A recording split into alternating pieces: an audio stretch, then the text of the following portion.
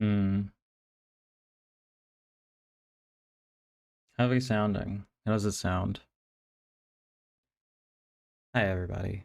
I'm being told that my audio bit rate is not good enough, but it could be because I forgot to mute it. So if y'all have been hearing anything crazy, I apologize for that. I did definitely forget to mute the microphone while I was getting ready, so we'll see how it goes. Hi, TB Kane. Thanks for being here.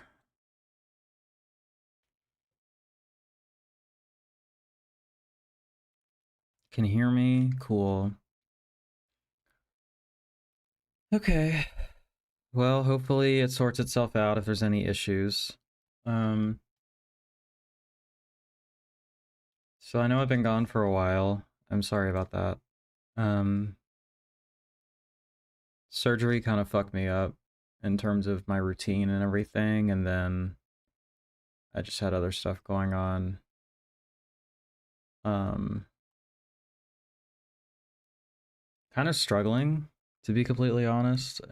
So if I'm not as animated or cheery as I could be, I apologize. I just definitely wanted to get back in the habit of doing this. Um, but yeah, I don't know. I don't know that you need to hear all my bullshit. I'm just kind of going through it, you know? Um, but we're here, right? People seem to like it when I do the VS stuff. So hopefully we get a decent turnout for this. Hey, thanks so much. I really appreciate that. Yeah, everybody go buy that release and check that shit out. Um, Thanks. That's really kind of you. I really appreciate that. You can't really see it, but it is in my backdrop. I need to work out lighting so that it's better. Like this is too bright. But here is tomorrow. Here's Mariko's dinner table. Here's Hair High. Stuff that I'm on, you know. Um, yeah, that's just too bright. But what I think I need is another softer light over here, maybe. And then that can illuminate the room a little bit more. Thanks, Daniel. I appreciate that. That's really kind of you. Um, I don't know. Do y'all want to hear about the bullshit that's going on, or would you rather I just move on to fun things? Like, I don't want to like keep you and bum y'all out or whatever, but it is what it is. Um, Let me plug a couple things real quick.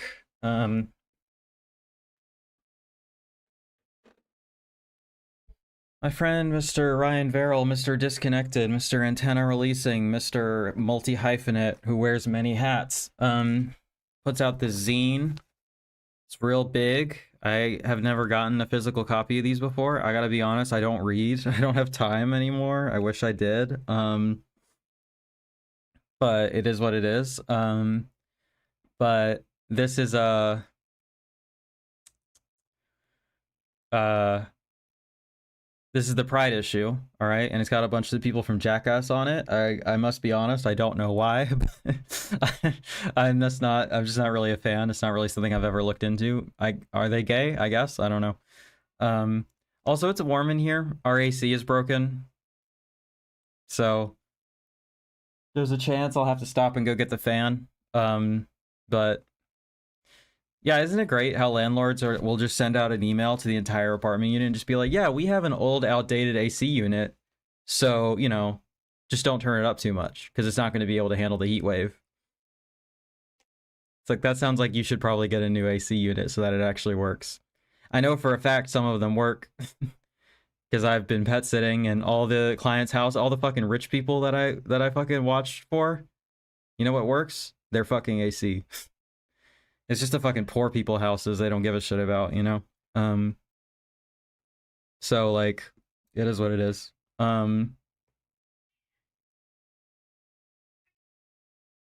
So if it's warm, if it's too warm, I might have to go get the thing. Hey Brendan, thanks for being here. Anyway, Ryan invited me to contribute to this, so this is available digitally. Same thing happened to our recording studio. We've been battling the landlord that he needs to get a new unit. It's just like, what are we gonna do? I'll tell them they need to get a new unit and they'll say no, and then what? Nothing. There's nothing I can do about it, you know? Fireworks are overrated as hell. I watched 6 movies instead. That's sick. Can I get the list? I want to know what 6 movies you watched. I watched 1 movie last night, which we'll talk about later tonight. But yeah.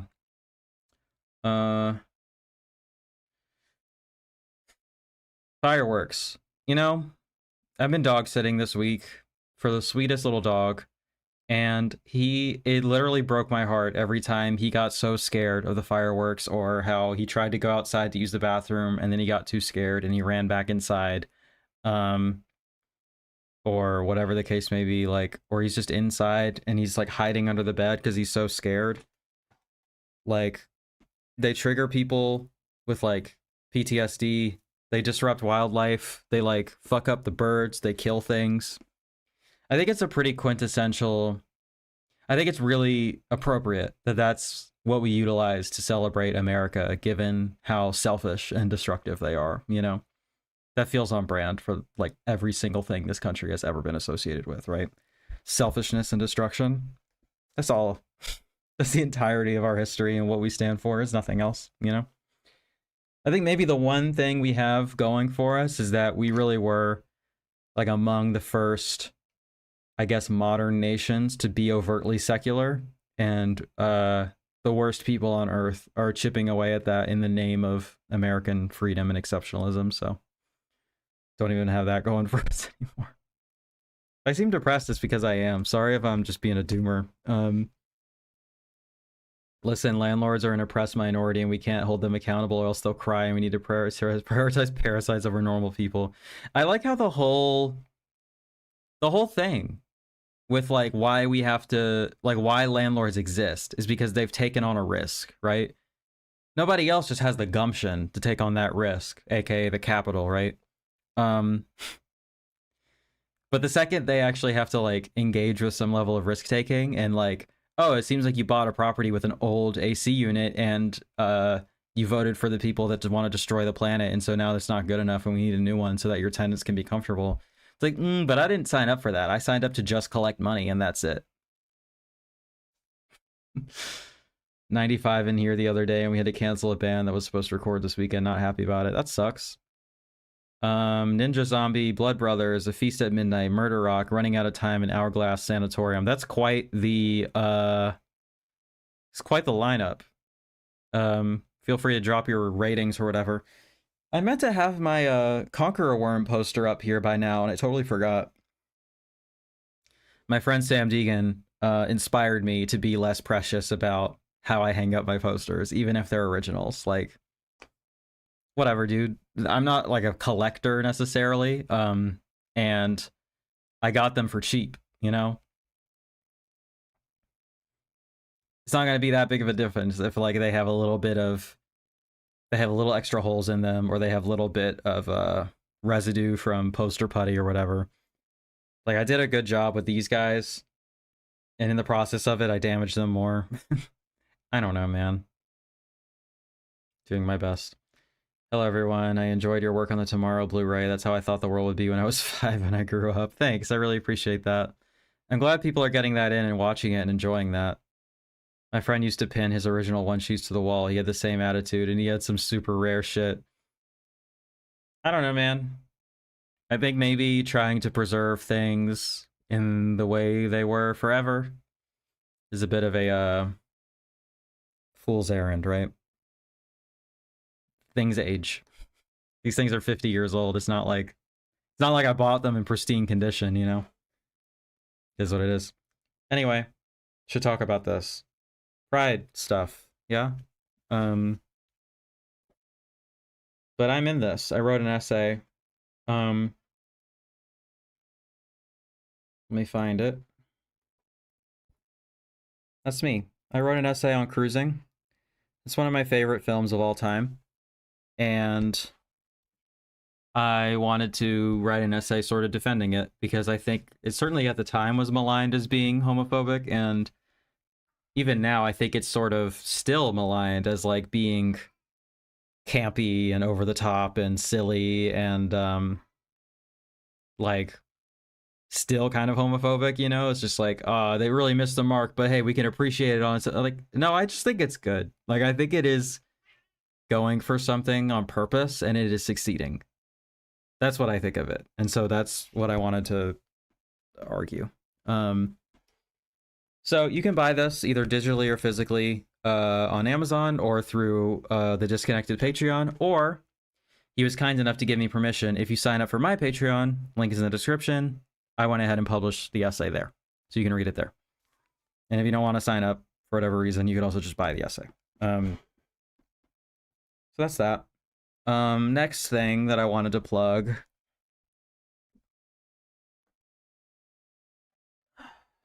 I'm already sweating. We'll see how this goes.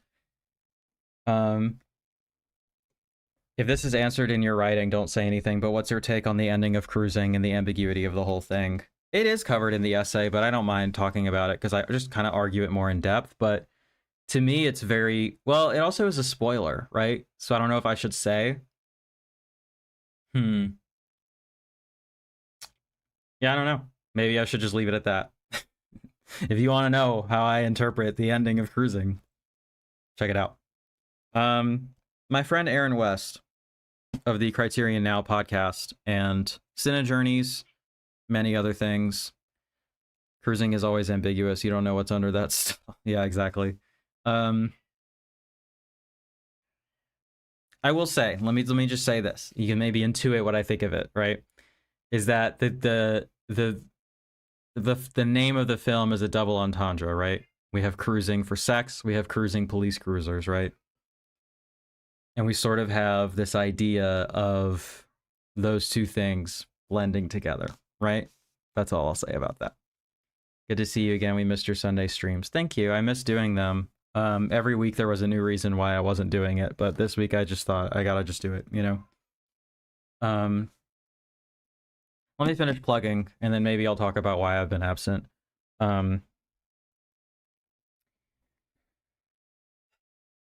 West, friend of mine, he wrote a book on A24. It's called The A24 New Wave, and he sent me a review copy. I'm probably not going to be able to read this necessarily anytime soon, but I'll try to read at least the chapters on the stuff that I know about or have seen, right? But he has been working really hard on this for a really long time. I've sort of been privy to the process and everything, but he's really been at it.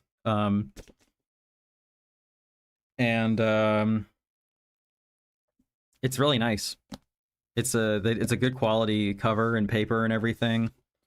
I don't know what this is going for, but if this interests you, check it out for sure. So that's that. Other things, you might not know it from the amount of views that they're getting, but I have been uploading a decent amount recently. I don't know. I guess let me know what y'all think. Ritual objects. Thanks. I appreciate that. Ooh, awesome. Excited about that.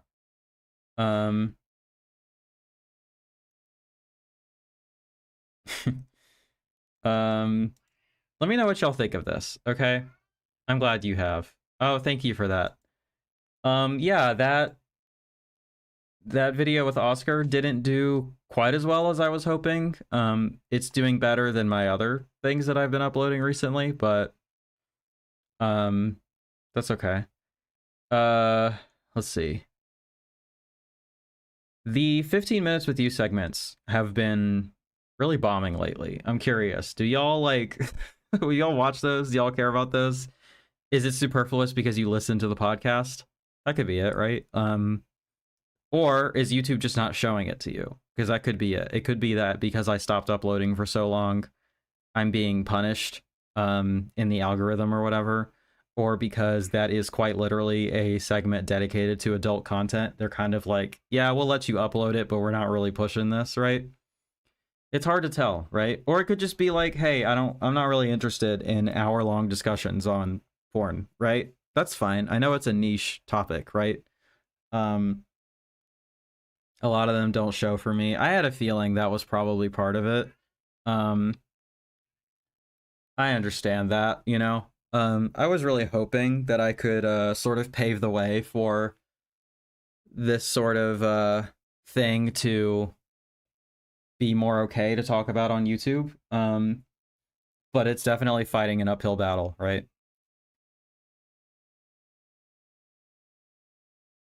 I've been watching them, but I haven't had them show on my feed, to be honest. I mean, I watch them, but don't listen to the actual podcast. But also, it's probably the algorithm punishing you for being inactive for so long. YouTube is finicky about that. They sure are. Yeah, I published some videos recently that I thought would have done a little bit better, and they didn't. My like Oscars videos. It's all right. I don't know. YouTube is a fucking nightmare. I don't like it. It's demotivating. Doing streams and doing commissioned work is like way more gratifying for me at this point than like pulling the lever on the slot machine on something that I worked really hard on, you know? And then having no one care, or like the algorithm being like, sorry, not interested. Doesn't feel very good, right? I will say I've had them show up in my recommended feed. That's good to know. So it kind of depends, I guess, right? Okay, Bigwig is really crying right now, so I'm gonna go let him in. I'm gonna let him in. We'll see how long it lasts.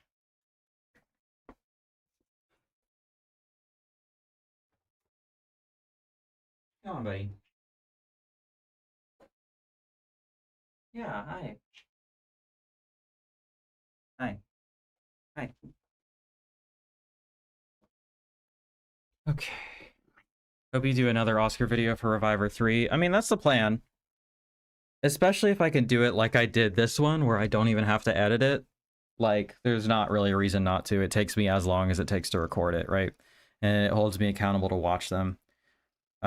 He sends them to me, so I don't, like, buy them, but like the payment, so to speak, for that is that I promote them. And to do that properly, I need to watch it, right? So, like, part of it.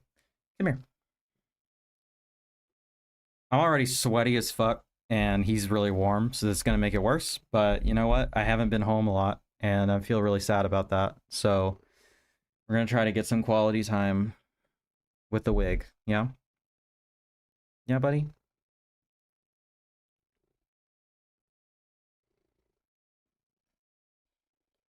Reviver is my favorite thing VS is doing right now. Can't wait for 3. Me too. Like, by far. It's the thing that I find to be the most exciting. Your talk with him convinced me to pick up Reviver 3. A bunch of shorts seems more fun, more like a fun blind buy, plus some animation. The mix seems really fun. I'm really excited about it. So, hey, I sold at least 1 copy, so I did my job, right? I think the average time before YouTube punishes you via algorithm is like 2 weeks. Well, I was definitely inactive for longer than 2 weeks. Yeah, it looks like I was inactive for about 3 months, and then another month, and then another 2 months. I'm not a goddamn machine, okay? Like, I can't be just cranking shit out, especially if I want it to be any good, right? Like, it incentivizes shit, you know? Like, slop. It's just not really what I'm interested in. Um, I tried playing the slop game with the stream clips, but even to churn out slop is a lot of work, okay? And, like, it's so much less gratifying, too. Like, I don't care. Like, you know? So, I don't know. Still telling me that my audio stream's bitrate is too low. I assume you can hear me, but does it sound good? I mean, my stream status is excellent, so I don't know. That's weird. Audio sounds fine, that's good. I think live streaming counts as being active for YouTube, with a prioritized posting on a regular schedule above over anything else. That's true. Yeah, I suppose I am active in that sense. And I've definitely not gone, well, except for right now, gone longer than 2 weeks streaming. But I was uploading videos in that time. So you know what? What the hell? Why are you being rude about it, y'all? That's fucked up. Anyway, where have I been? Um, hey Steven, thanks for being here. It's good to see you too. Um, I feel like I should at least explain a little bit why I've been gone for so long. I had eye surgery, which is they shaved off the top layer of my eye literally with like a sander, and they clockwork oranged my fucking eyes open to do that. So that wasn't fun, but the recovery time for that was a week. So I was like, okay, I'm not gonna, and I wasn't sure if I would actually need that full week, and I did. I couldn't really use my eyes like that.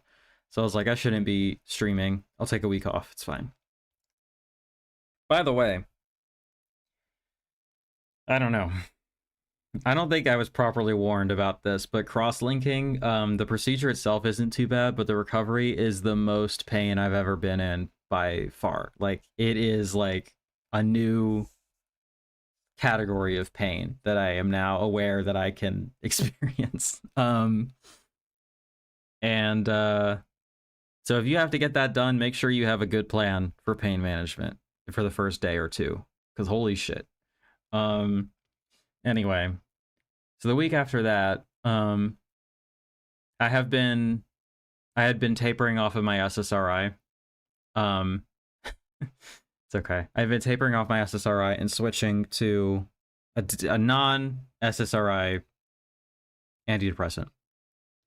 And I think the withdrawal hit because I almost went to the hospital. It was so bad. How I felt about kidney stones was a whole new experience of pain. I'm really terrified of kidney stones. That sounds really awful.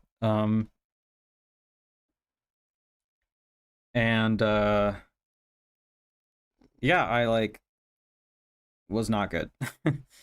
And so there was that. And then I think it would have been last week, was when I recorded some segments for the podcast, and the idea was to also stream afterwards, but I was just so...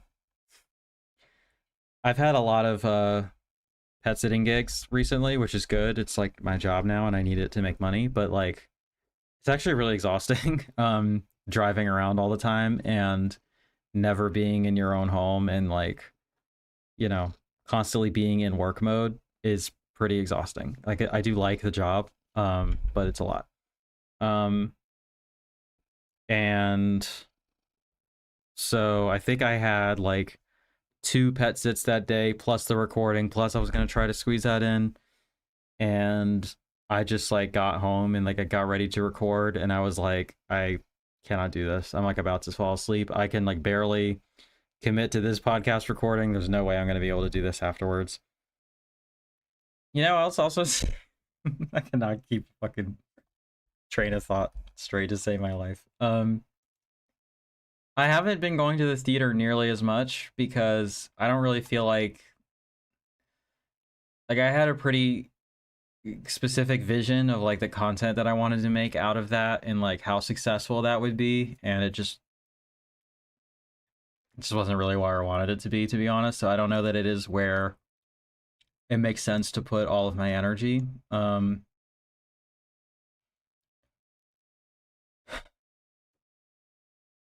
But excuse me.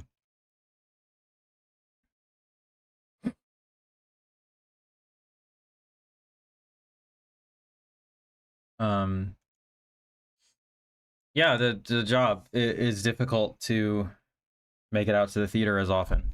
'Cause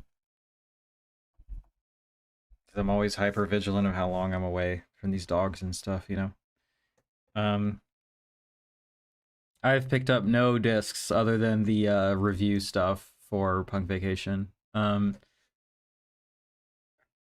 Okay, team, what's some music I can listen to?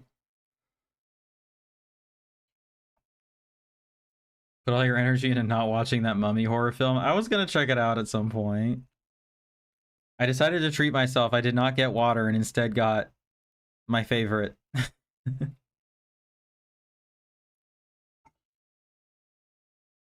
I mean, I've seen all the other goddamn mummy movies. I mean, there's some look, when you get into the real deep cuts and the it's not a bad idea. When you get into the real deep cuts in the mummy history, okay? It's pretty rough.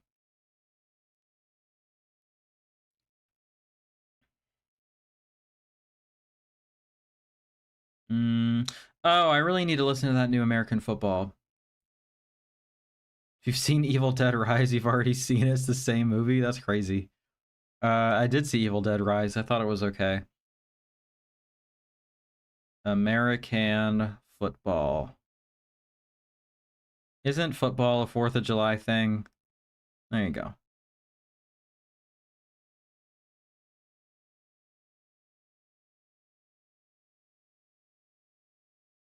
Is that playing out of my headphones?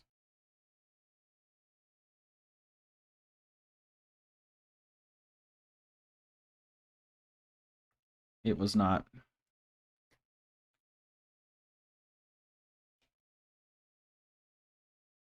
Hello? Oh, y'all, my shit's not working.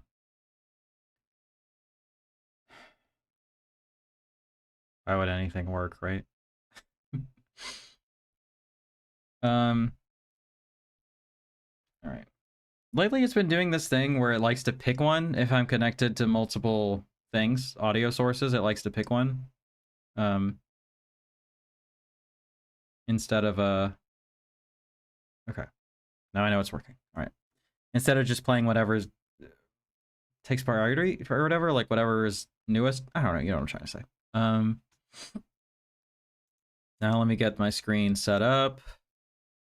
Thanks for your patience. I don't know, it's been a minute. I gotta catch up with everybody, right?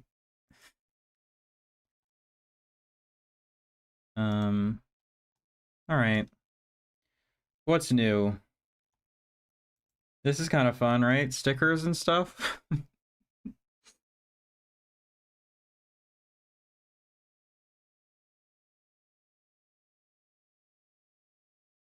Is this a reference to something? Because I'm not really understanding it, but that's okay. Thief album. I'll put that on the list. Baseball cap is classy. The 16 millimeter reel. Is that visually distinct from the 35, like at all? Uh, I guess I wouldn't know.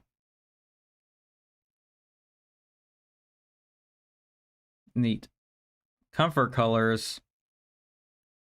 Comfort. I'm really glad that comfort colors have replaced Gildan Ultra as the standard, but they're still not as good as a soft style.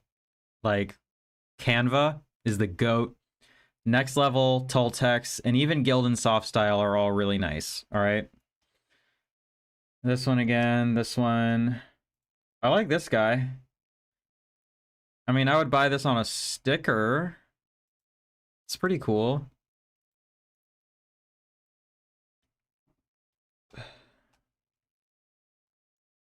I don't know what it has to do with anything, but you know, rats on VHS. It's kind of cool. Runaway Devils.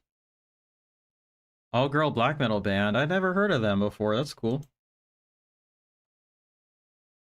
Yeah, I'm not clicking on all of these. Okay, I'll be getting this one in for review. So let's see what I have to look forward to.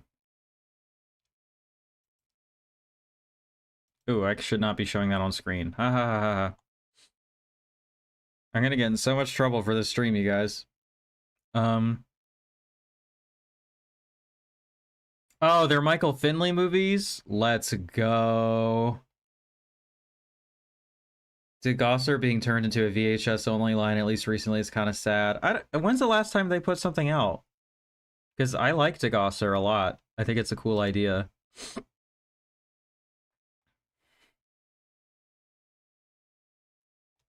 It has been a minute, huh? I guess they don't have release dates on them, but yeah, it's been a second.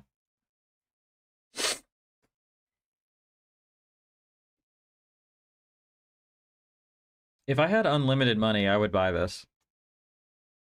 This movie's cool. That's fun. 200 of them. Okay. Anyway, let me get Calvert on VHS is cool. You get Letterbox pulled up. By the way, I'm also really sorry that I'm behind on commissions. I know that it probably seems like there's not an excuse for it because it's like the easiest job in the world, but it's tough. I'm doing my best. I'm almost current. This last one from Plastic Chuck for Brother 1 and 2 and the one from Sasha for Doom Generation are the only ones I haven't done yet. I've watched everything else, and we'll cover those at the end of this. I'm gonna do it. No matter how long it takes, I'm gonna do it. I think that works out to 3 movies that I have to cover. But yeah, 1, 2, and 3. Oh no, 4. If I forget any, please let me know, but I'm pretty sure I'm doing Beginners, The Art of Dying, Hack-A-Lantern, and Feng Shui. Pretty sure those are the ones I'm doing. If I forgot anything else, let me know. Yes, please do. Please do. Yeah, link in the description. I usually pin a comment, but y'all know what to do. It's fine. The Ultimate Degenerate. Yes, let me type that in.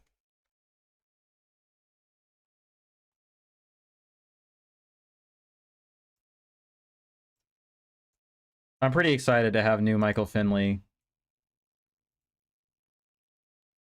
That dude was fucked up. Like, that's real pervert shit. Like, not even in the good way, you know? But it's really a look into a depraved man's brain, which is valuable, I think. The uncommon adventures of a wild nympho in search of erotic playmates. Man drugs, photographs, and tortures women he meets by personal ad. See, and according to his wife, Roberta Finley, that's the type of shit he wanted to do for real and just did it in movies instead. So, you know. So far, I am enjoying this new American football. They're one of my favorite bands, and they're playing here next week. So I definitely needed to catch up.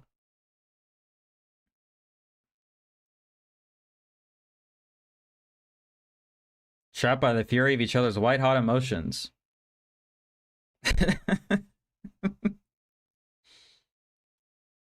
Yo, my audio is fine. Stop bothering me. Steven, I'm gonna say something with love. You know too much about trans discourse. What's going on there? Henpecked misogynist Richard Davis murders his shrewish wife and goes out to dispose of her corpse. However, things go awry for Richard after he's abducted by a pair of insane lesbians who take him to their house, where they keep a grown woman called Baby in a crib. What is it people like to say now? Pass the controller? If you're gonna sit here and complain about being abducted by lesbians, okay? Lord, I've seen what you've done for others. Yeah, deep cuts. How many movies did he make? Fair amount. And I've seen 5 of them. Oh, he did this one. Neat. So we still got more to put out. Rude. I really liked the American Football album. It's good.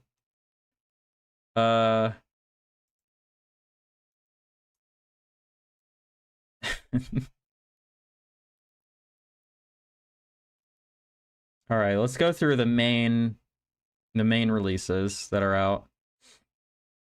Lady in White. Slipcase, of course. Look, man, I just call it like I see it, all right? You know too much. You're referencing like real inside baseball shit on the regular. You know what I'm saying? There's no judgment here. There's some interesting stuff going on musically. Oh. Wow. Thanks, Jeff. Wow, okay. Let's see. Deeply enfranchised Magic the Gathering player. I'm surrounded by the discourse. That is what's bound to happen, right? I'm gonna run this back 3 times. Thank you to Jeff for the $100 tip. You're the best. Are you sure you're good? Because I know that you had your roof fucked up. Hopefully insurance will take care of that, but I know you're also doing okay work-wise, so that really means a lot. But he requested Anthropophagus and Absurd. I really appreciate it. If you want to throw in a third one, feel free. But, that's really appreciated. Thank you. Shout out the GOAT. All right, Dr. Jeff Butcher.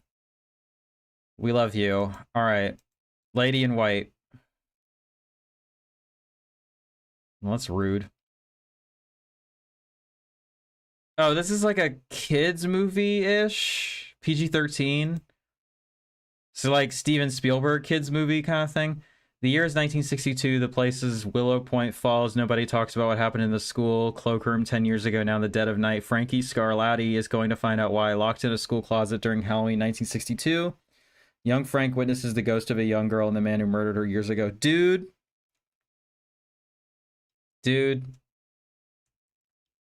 That shit would fucking scare the shit out of me if I saw that as a kid. That's exactly the kind of thing that would fuck with me heavy. Who is this? I don't know. Thanks, Jeff. I really appreciate that. Jeff is GOAT. I'll pick up Lady in White eventually and probably Body Snatchers. Absolutely wonderful film. The entire month from Mainline has awful cover art. I was kind of thinking that they were slacking a little bit on that too.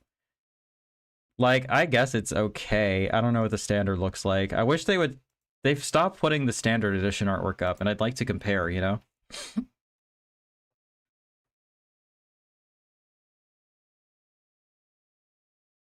It was creepy to watch as a kid. Looked for most of my life not knowing what it was. When I finally did figure it out, the nostalgia itch was huge, but the movie isn't that great, really. That's fair. Excuse me, if I burp a lot, sorry. I'm drinking soda, what can I do? This is honestly one of their strongest months this year in regards to the mainline titles. Nice. This is a lot of special features. Like, that's a lot. A new commentary track, 3 versions. Dude. 3 new commentaries, an archival commentary, interviews. Oh my god, dude, another commentary, and another commentary, and another commentary. 73 minutes of behind the scenes. 40-page book. I'm not familiar with any of these people, I don't think, but shout out to them.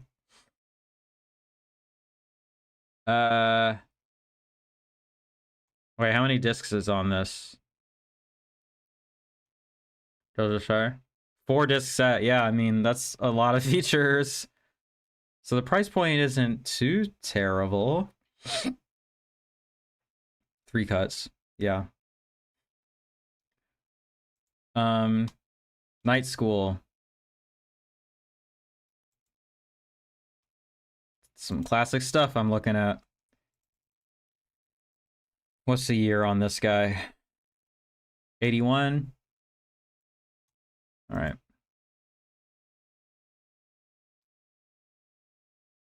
Four-disc set and still cheaper than the Black Cat from Severin.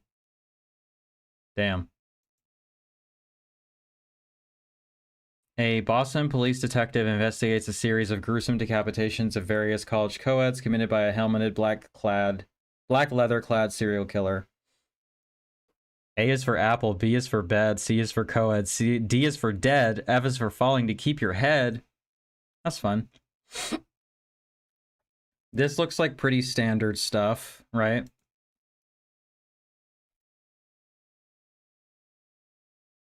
Oh, he was one of the directors of Casino Royale. Okay.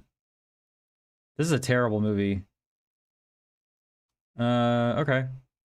What do we got in terms of features? No wonder Lady in White was delayed. They had to commission 3 discs of features. Yeah, for real. New commentary track. 3 interviews. This looks like pretty standard bread and butter stuff that maybe isn't for me, but... And then no standard edition artwork, which is whack. Yeah, the slip is pretty good. Who did it? Ben Mara, shout out. Alright, Body Snatchers. Abel Ferrara. I think I have this movie, actually, so I'll have to check it out. I don't hate this artwork. I think it's pretty good. I've not seen it, but I think I have it. Oh, that's what that sticker is, right? It's in reference to Body Snatchers.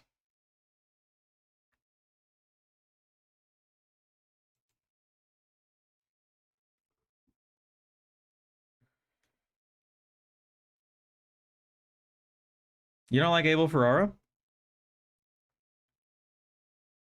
Oh, I think the standard releases haven't arrived yet. They usually go up a bit later in the month. Oh, if they did, I never noticed, but that makes sense. Hello? Alright, well, while that loads... New commentary track with Alexander Heller-Nicholas. Willow McClay, shout out. Glenn Kenny. Okay. I wonder how much of this is on my Warner Archive Blu-ray. Probably not as much. Cover looks like Mr. Bungle, Disco Violante. I'm not a huge Abel fan. I think he's overrated, to be honest. That's fair. I like him. Yes, I do own this, and it is in my watch list. And this poster is sick. I have not seen... The only Body Snatchers film that I have seen is... the 70s one. And it's one of my favorite movies. But I've not seen the 50s one, and I've not seen this one. Okay. Neat. I'm gonna get you, sucker. I feel really weird saying that out loud as a non-black person, to be honest. Sharp send-up of blaxploitation.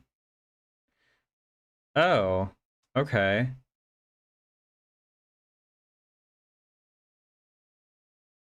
This feels more contemporary than it is, to be honest. Prefer the OG Body Snatchers? Interesting.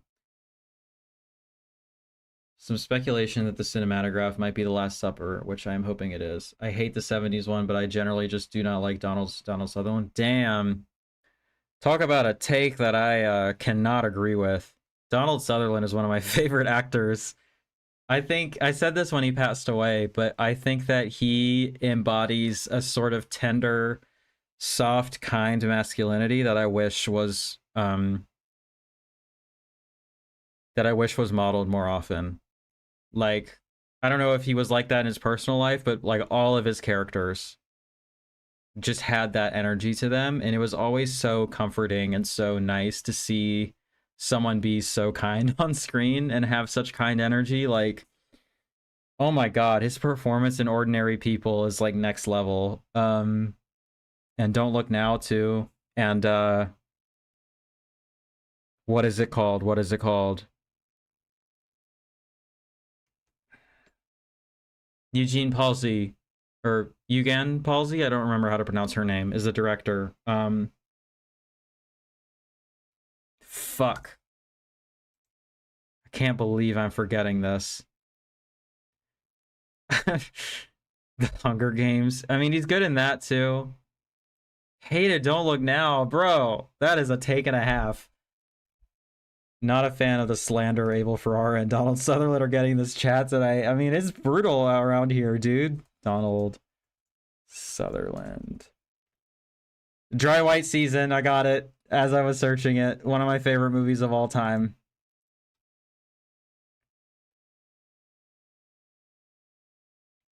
Fuck it, shout out my goat. Clute, he's really good. He's bad in, I mean, he's in Moonfall, I guess. It's a terrible movie that he's barely in. Where is it? Is it for real this low? Yeah, it is. He's good in this too. Not enough people have seen this movie, can I say? I don't know if you know how strict I am with my ratings, but this really affected me. Yuzan Palsy, I was close.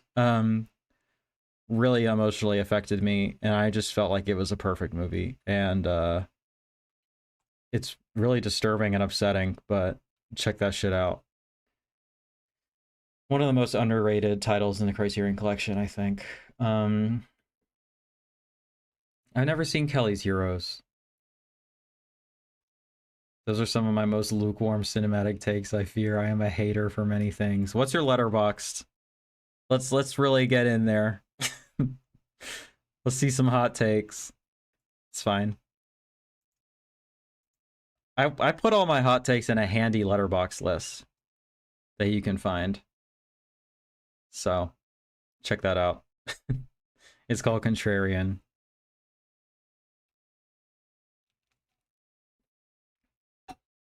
Is Letterboxd low-key kind of down, or is my internet not doing great? Because the stream seems to be fine, but Letterboxd is fucking up, which isn't great for my purposes.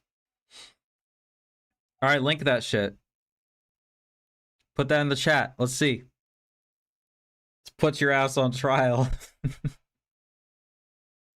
Okay, I guess let's move on. But this looks fun. Oh, it's a VSU. That makes sense why it's so big. Yes, Letterboxd has been down off and on for most of the day. Well, that's a bummer.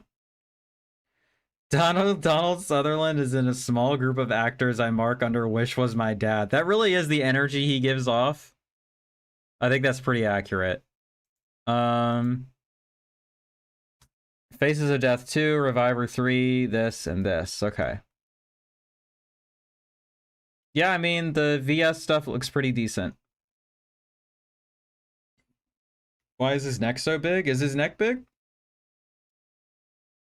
I hadn't noticed. Castration Movie 2. Tell you what, I would love to watch Castration Movie when I have a cool 10 hours. I would do that if it was commissioned.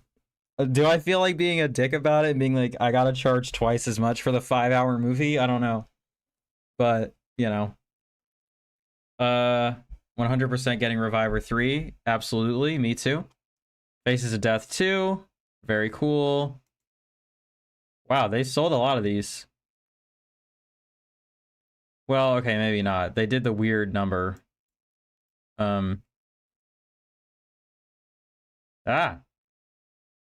Letterboxd is down. I try to do this the easy way once in my life, and what happens? Biggest neck in history is Corpse Grinder. I met that dude and his neck was bigger than my head. I mean, him and Corey Taylor, right? They're known for it. You know? They're kind of like the Michael Phelps of extreme vocalists, and that they were just built different, literally, and it's probably just easier for them to do that stuff because of that. Insta purchase the Revivers, hoping I get another holo. Yeah, that'd be fun. Everybody check out my video discussing it. It's a pretty exclusive deep dive. Ooh. Okay, nice. And we get into some cool info, so check that out.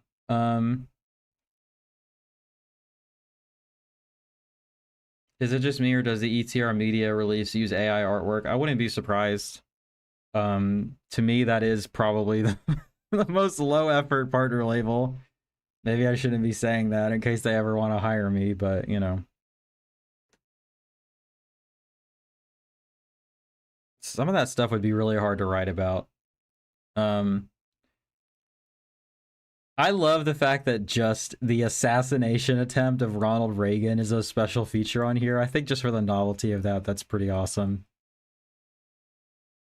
Put that on a loop at a party, you know? Put on like a queer play party and have that just on a loop. Get everybody all riled up, you know what I'm saying? I'm gonna get in trouble. Fatal accidents, the unspeakable cruelty of war, medical experiments, and other abominable acts too heinous to describe. It's left unexplored. Reluctantly brings this even more notorious sequel to 4K UHD and Blu-ray, presented in its fully uncut and uncensored original theatrical version. Neat. Has anybody seen this? And how does it compare to the first one?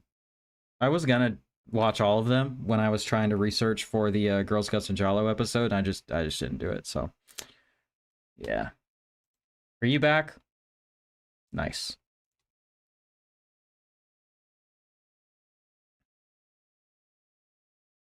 So this is like,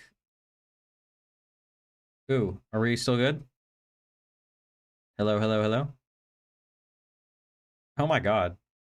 Hell yeah. Can you guys hear me?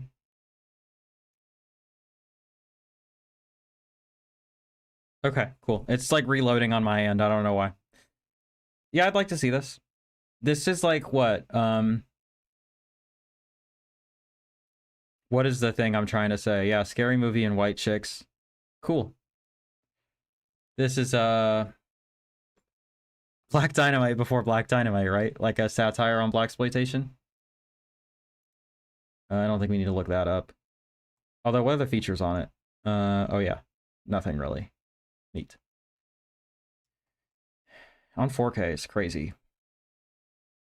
Okay. If my connection dips out at any point, let me know, because I don't know what's going on. Reviver 3. Oh, how much of the archive is made up of shorts compared to feature-length films? Let me text him right now and ask. And see if he can tell me.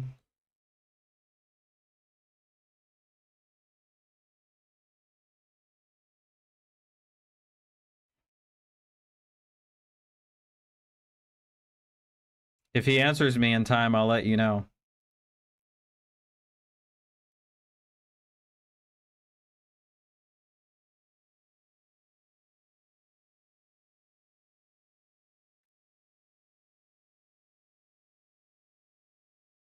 All right, we'll see what he says. 40 is crazy. Feel free to type him out. This is not going to have a letterbox counterpart, and I'll actually read all this.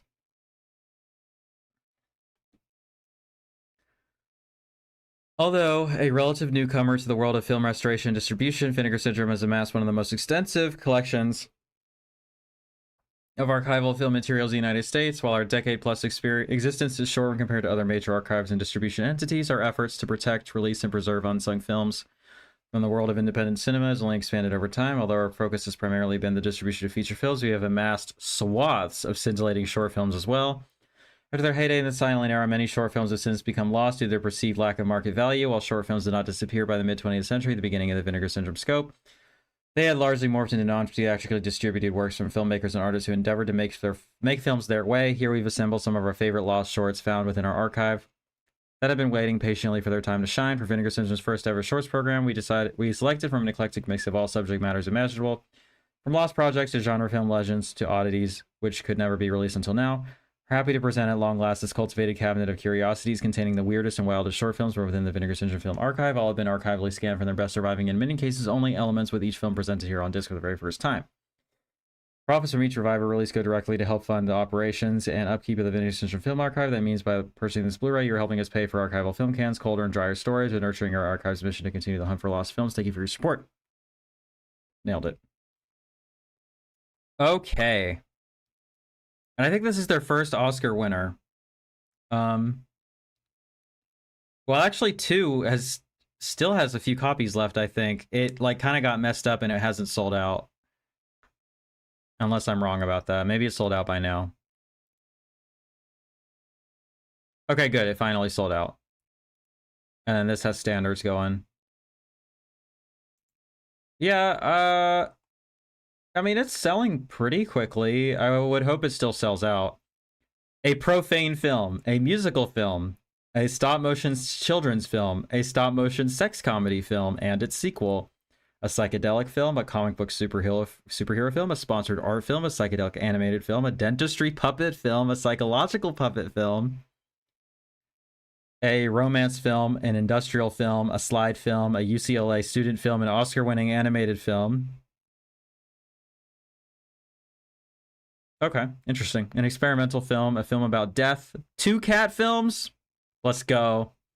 Cult film, a patriotic puppet film, an animated film about America, an action film, winding through. Audio commentary featuring the Reviver programming team and guests. That's really cool. What am I, what was I gonna say? Oh, he was really frustrated off mic or whatever about whatever happened with volume 2. I don't think they found some. I think there was a printing error, and to make the amount of holographic slip, or to have the right number of holographic inserts, they had to print more or something like that. I don't know what happened exactly, but he was pretty mad about it. Okay. I live here now. This looks awesome. I'm pretty excited about this, actually.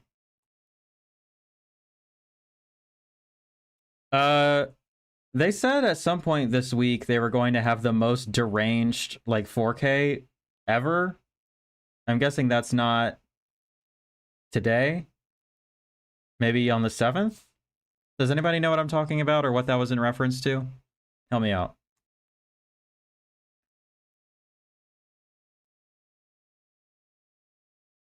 That was today, the VSA. Okay, cool. Thank you. A woman finds herself trapped in a remote hotel where the violent echoes of her past come alive, blurring the lines between her darkest nightmares and the waking world. I think this looks cool. Thailand and the US. Shout out supporting female filmmakers. Yeah, I want to see this.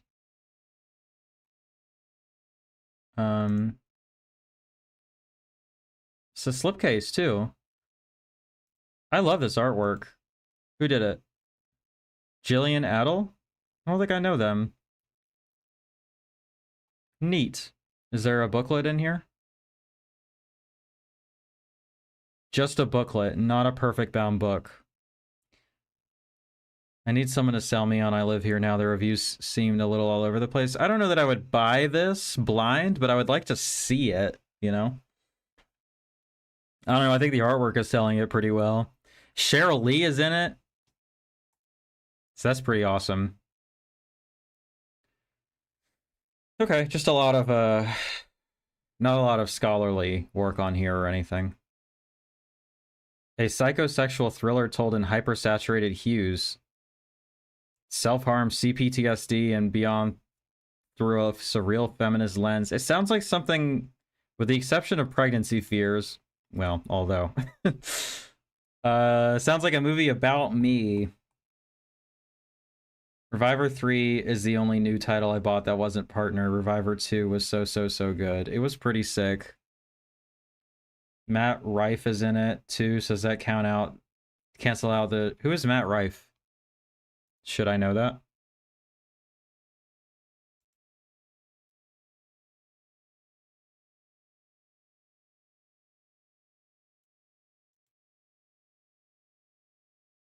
Yeah, I don't know who this is, to be completely honest. He looks like a child.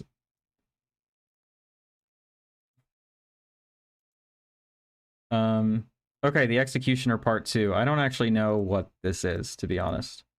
So let's look it up. I don't even know what the first one is, to be completely honest with you. So, okay, 84.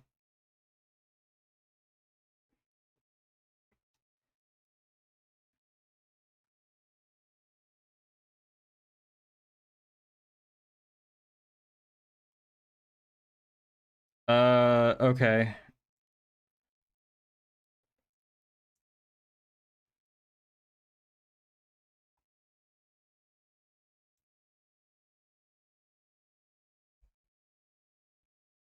Oh, Jesus. Beware rapists, killers, and muggers. He's back to get you. That poster is crazy. That's so sick, honestly. It's total trash. I bought it. No way in hell I am buying 4K re-releases of these. There are 2 wolves in my chat.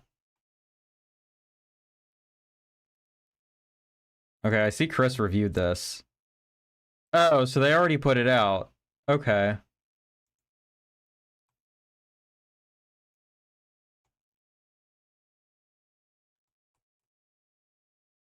Alright.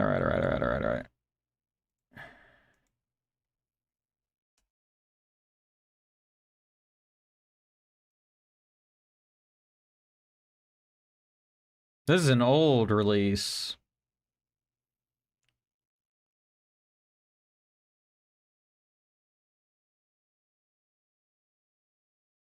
What? Well, what is the first one? Someone help me out. What is the year on the first one? I can't really seem to find it. Oh, this part 2, which has no predecessor. Interesting. Hey, Andrew, thanks for being here. Shout out channel member. What's good? The question is, what is the Executioner Part 1? I can't seem to find it. Maybe the director did something? Is there for real not a first one? There is no Part 1? Why would you do that? That's crazy. That doesn't make any sense. Someone is killing off LA's most vicious criminals, and the police are powerless to do anything about it. As the commissioner enlists the help of his top lieutenant, Roger, to solve the case, Roger begins to suspect that the mysterious executioner might be his old friend from Vietnam. I mean, I would watch this. Like, this just seems like a perfect Tubi watch, and I am still enamored by this poster. The Executioner is a cash-in on another series. Which one? It feels Death Wish adjacent. That had an identical move. Look, I thought it was a riff off of the Exterminator. Getting a lot of conflicting reports here. I tend to find that these vigilante movies are pretty fascistic in nature almost all the time. So I don't generally love them, but they could be fun in a trash sort of way, right? All right, let me do some research real quick. Oh, you know what? Speaking of our discussion of cops earlier, I'm wearing my my All Pigs Must Die shirt. Check out that band. They're good. The Exterminator 2. Huh.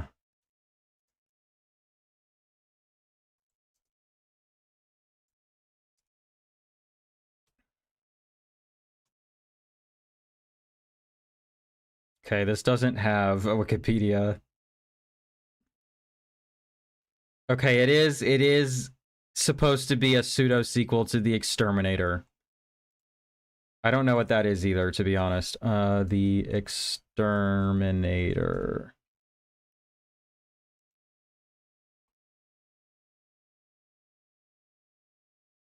Okay. More of this shit.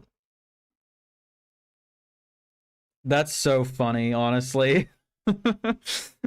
Walking into Executioner 2 instead of Exterminator 2.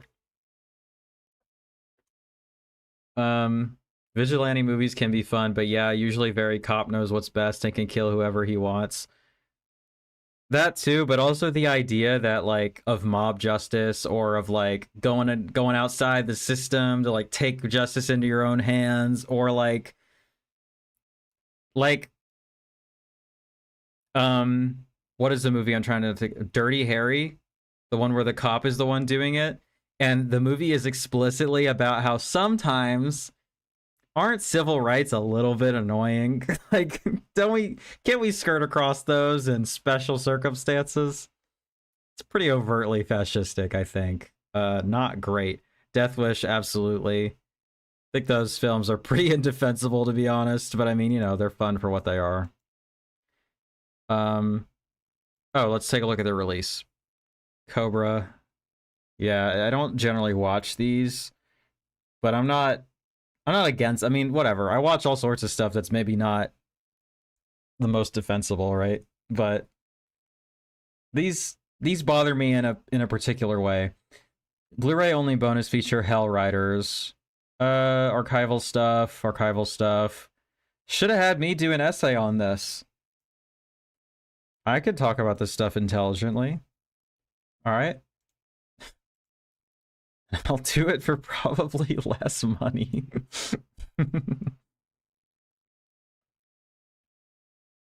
Original Death Wish has some level of interesting character study to it, I think. It's the only one I could kind of defend. Oh, I think that they have defensible elements. I think that they're interesting to talk about. I think that they're interesting as art. But their politics are usually quite bad, right? Draw of Executioner 2 was the filmmaker duo of director James Bryan and actress Renee Hannon. Harmon? Sorry, I'm blind. This poster is sick. Look at that. That's hard. That's pulpy as fuck. A woman whose car breaks down in the desert finds her way to an abandoned town where she is menaced by a gang of psycho bikers. I mean, that seems fun. Did they put this out as a separate Blu-ray? I like the idea of putting stuff that they have in the archive just as bonus features. Oh, this was a VSA. Hey, that's actually really cool. I like the idea of keeping some of these movies in print by, well, hold on a minute. This release is strictly limited and will never be re-released in another version. I guess technically not, right? Adam West is there, so Batman is nearby. How bad could it really get? True.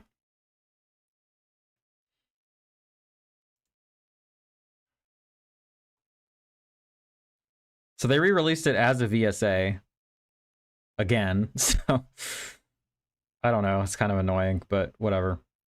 May but probably not be followed by a standard edition in the future. Well, at least now that is at least possible, whereas before it wasn't really likely. Okay, one more time. Oh, I'm not even sharing my screen. Oops. So they haven't sold 2,000 of these yet. I like the artwork. Who did the artwork? Robert Samlin. He does a lot of their stuff, I feel like. All right. What are we doing here?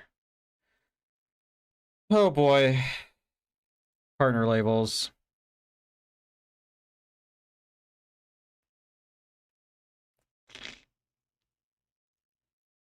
Oh, this is the one that was accused of being AI. Let's see.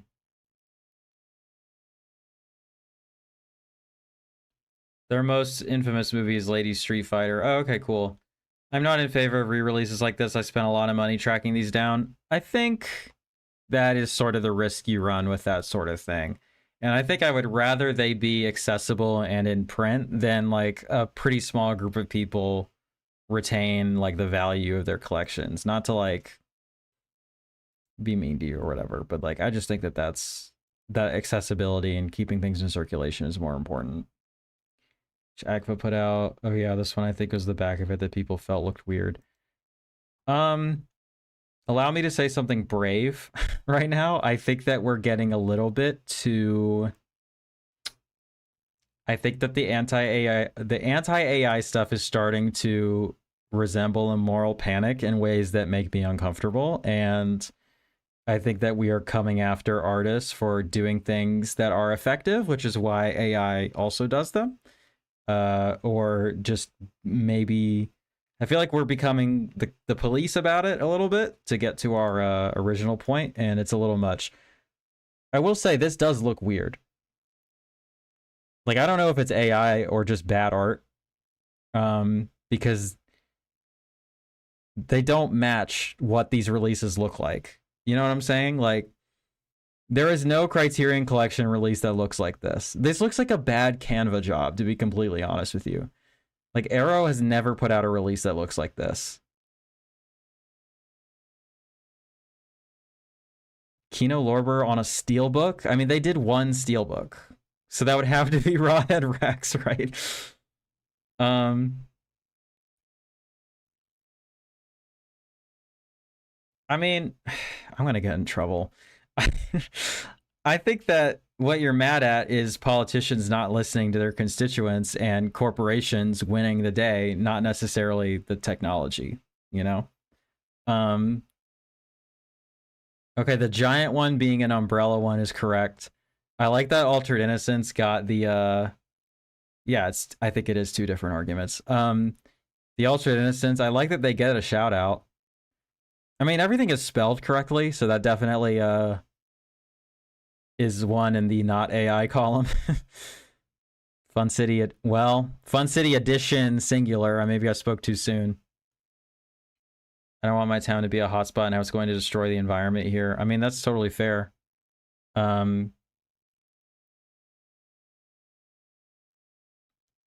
Vinegar Syndrome on a blue case.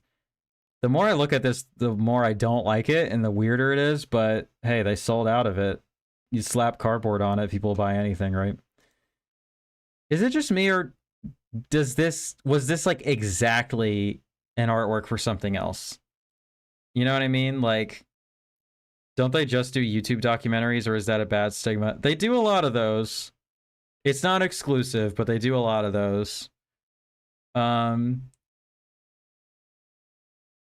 definitely entirely against the technology. Are you familiar with the concept of the singularity? We're at the precipice of it. I am vaguely familiar with it.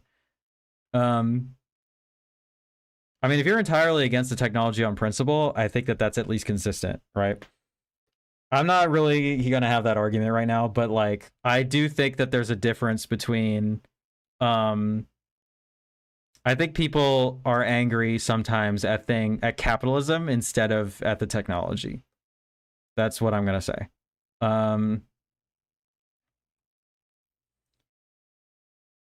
Okay.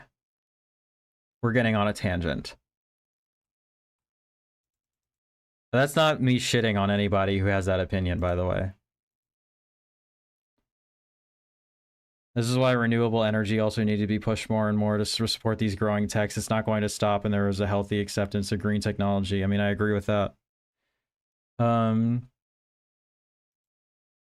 Is this a YouTube documentary? Who knows? I know Sam Deegan is in this, so that's cool. I'm in it.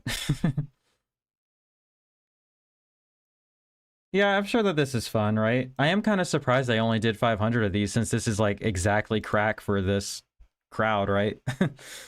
You know? All right, there's also his short films on it. That's cool. Lizzie Borden. What, that name is familiar to me, and I feel like I should know who that is. I don't know. Sam Deegan. Frank Jaff is in it. So that makes sense why Altered Innocence is on the back. That's cool. I gotta be honest.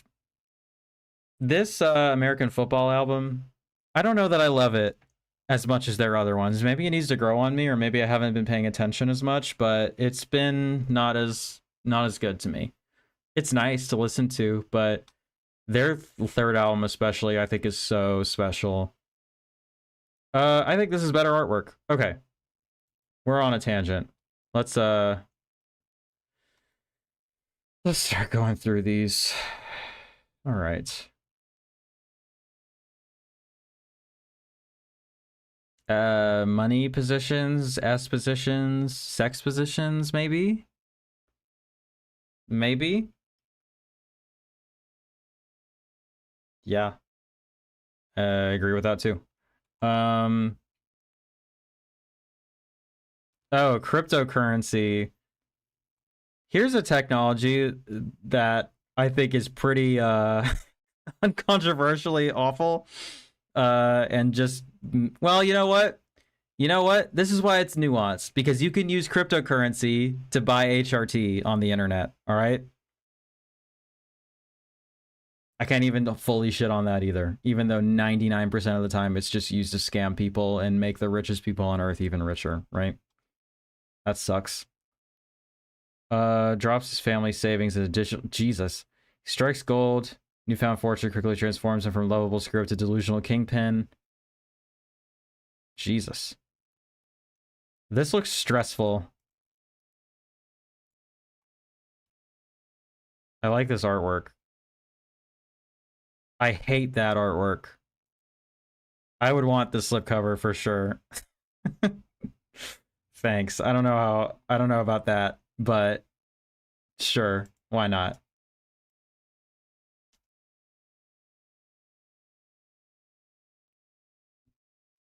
I don't know if you're doing the partners in order, but I would like to recommend and shout out the show about the show. It's a completely unique and unhinged miniseries, most of which you can watch on YouTube. I am doing them in order, and I appreciate that shout out. We'll definitely see how it goes, or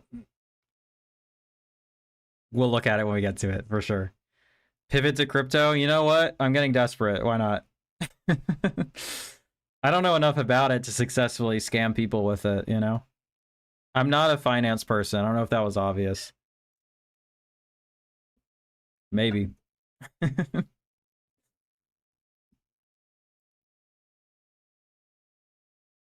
See, his investment strategy turns into a full-blown gambling addiction.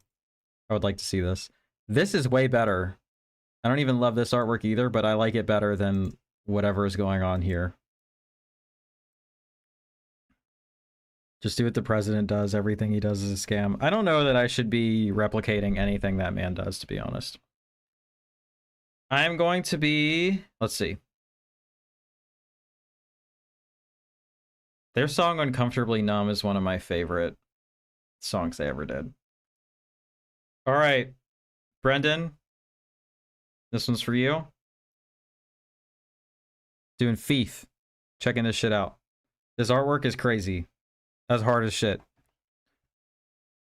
We got goats bleeding at the beginning. That's bleating with a T. Yeah, I'd like to check this out. Ooh, this is fun. I'm sweaty as fuck. Abraham's Boys, The Dracula Story. I liked this movie a lot, and I don't feel like it got the credit it deserved. So I'm happy that it's getting a 4K and it has a really cool slipcover. I would get this. Hell yeah.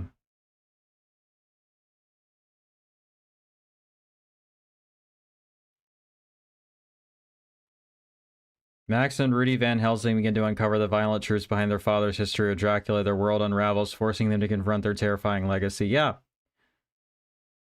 What's it like when you discover that your parents are bad people? You know? That's the question this movie asks. Shutter films are so hit or miss with me. I tend to just avoid them now. That's honestly fair. And maybe I was just reacting to how poorly this was received. Because, like, I mean, look at this rating. And I just think it's a good movie. Like, it's slow a little bit. And it's like... I'm gonna be honest. I'm a little bit bewildered why people hate this movie. I think it is quite good. And I do recommend it. So... I don't know. People do not fuck with it. And I thought it was really interesting. And, really cool. Female director. I love this artwork. Who did this? Suspiria. It's always fucking Suspiria. One of my goats for sure. She's so good, dude. I would not spend $35 on it. Just because I'm not balling with that kind of money right now. But I like it. I guess please don't be mad at me if you watch it and you hate it. But I can only speak my truth, right? I'm interested in it. It looks cool, and I'm a sucker for vampires. I will say there's very little vampire in it, which is maybe why people don't like it. I don't know. But I think it's really cool. I think it's an interesting concept. Here's one that I'd like to get. I didn't even hear about this one, which I'm surprised about, but Palestinian teenager is swept into a protest that changes the course of his family's life. Reeling from its aftermath, his mother shares a story that led into that fateful moment, tracing the hopes and heartaches of one uprooted family over 7 decades. Conversation with the writer, director, and actress, and executive producer, Mark Ruffalo. Shout out Mark Ruffalo, dude. Look, not a lot of A-list celebrities actually, like, fucking care about anything or do anything with the power and privilege that they have, and Mark Ruffalo is somebody who does something. Is it enough? Probably not, but it's something. Unmaking of 60-minute documentary directed by, I'm not going to butcher this person's name. That's a long movie. This looks great. And it's pretty stacked.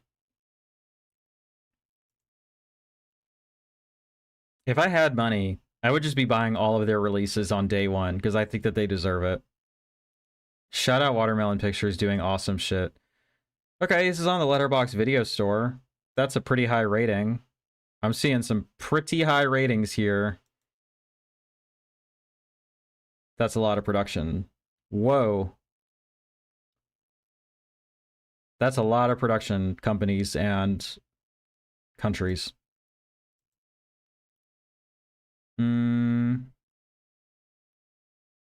Okay, so this is technically this year. It did not play near me, or if it did, I missed it, so that's a bummer. But I'll need to add that to my list, actually, of stuff to catch up on. How much is it to rent it? $7? It's not too bad. I'd rather just buy it, to be completely honest, but that's pretty exciting. This is what, $21 subscriber price? An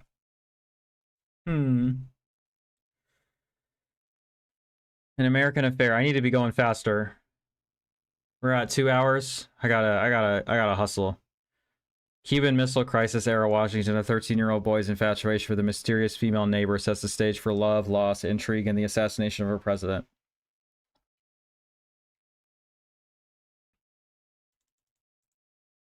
I gotta be honest, I don't really listen to that much straight up dungeon synth.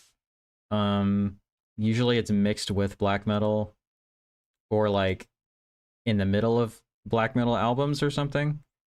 So I'm probably not the biggest judge, and I don't know that I would bump this all the time, but this is pretty good. Like, it definitely feels like I'm at the Ren Fair and the music doesn't suck. You know? That's probably not what a dungeon synth fan wants to hear, but it's my honest assessment. 2009. Okay, Letterboxd is not down again, so that's good. It's pretty obscure. American. I mean, maybe. Seems kind of interesting. I think I can get away with that, but I'm gonna scroll away anyway. I did order this because I'm gonna be reviewing it. I don't know how many times I'm gonna have to watch this exact movie, but I'm not really getting bored of it yet, so here's that. I totally judge these things by how bumpable they are at a Ren Fair. Okay. I didn't know if that was, like, offensive to the dungeon synth community, you know what I'm saying? One of Notorious... Oh, I'm not. Ooh, filled to the gills with sex, sapphic erotica, copious amounts of female nudity, and offensively staged scenes of genital humiliation. Okay. Okay. They got Peter Strickland on this thing? That sounds like a visual essay that somebody did. And I would like to know who. Barbed wire dolls. I'm really risking it just typing this shit in, man. Mortis, Foot to Dominate is the ultimate dungeon synth record, in my opinion. I have listened to some amount of Mortis before.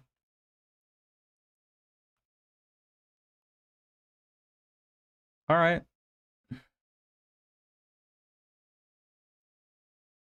Yo, there's a rim job in this? Sick. I'm looking forward to this. I want to know how depraved this shit can get. Although it's not blurred out, so it's not like porn, but you know. Dead Pigs were on brand again, still. Yeah. Castration Movie Anthology 2. I imagine this is just in conjunction with number 1. They got me a genital humiliation. You know what? Me too. Mortis is like watching paint dry. All right. You know, I saw him perform the whole thing live and thought it was mid as hell. Damn. Oh, I am a Franco fan. I'm just like, he really made a lot of the same movie, but I am there. Like when I first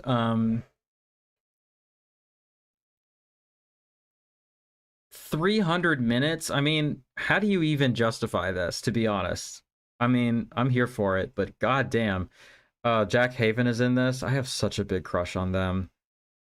It's kind of bad, honestly. I gotta be normal about it, but you know. Boa's in this shit? Shout out. How do you have a commentary on a 5-hour film, dude? Like, that's crazy. I guess you just live stream it, right? 3 commentaries? Is there anybody on Earth that's gonna listen to all of that? Some friends of mine did a Mortis tribute band for Halloween once. And like the owner of the local record store, he dressed up, he like bought costumes and everything. He dressed up as him and they did a full Mortis set. So I saw that.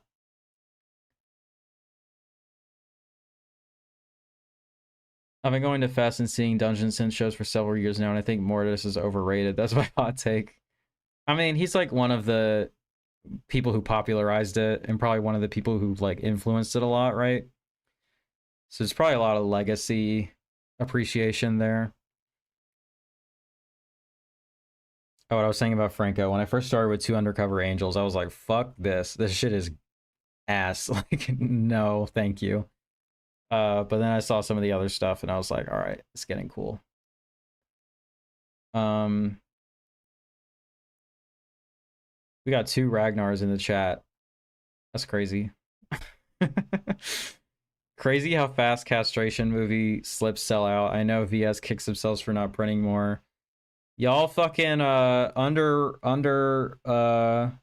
underestimated the trans femme dedication to depraved shit.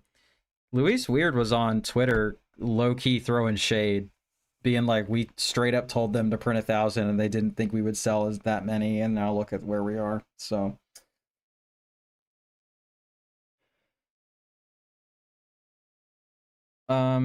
he's an OG, can't argue that point, but depressive silence every time. I need to listen to them. I love 2 Undercover Angels, pure no plot, just vibes. I think maybe that was the problem, is that it's like a mystery film and I was looking for some kind of plot. Maybe if I rewatched it, I would appreciate it more, but I really struggled with them. Cool. How many of these are out right now?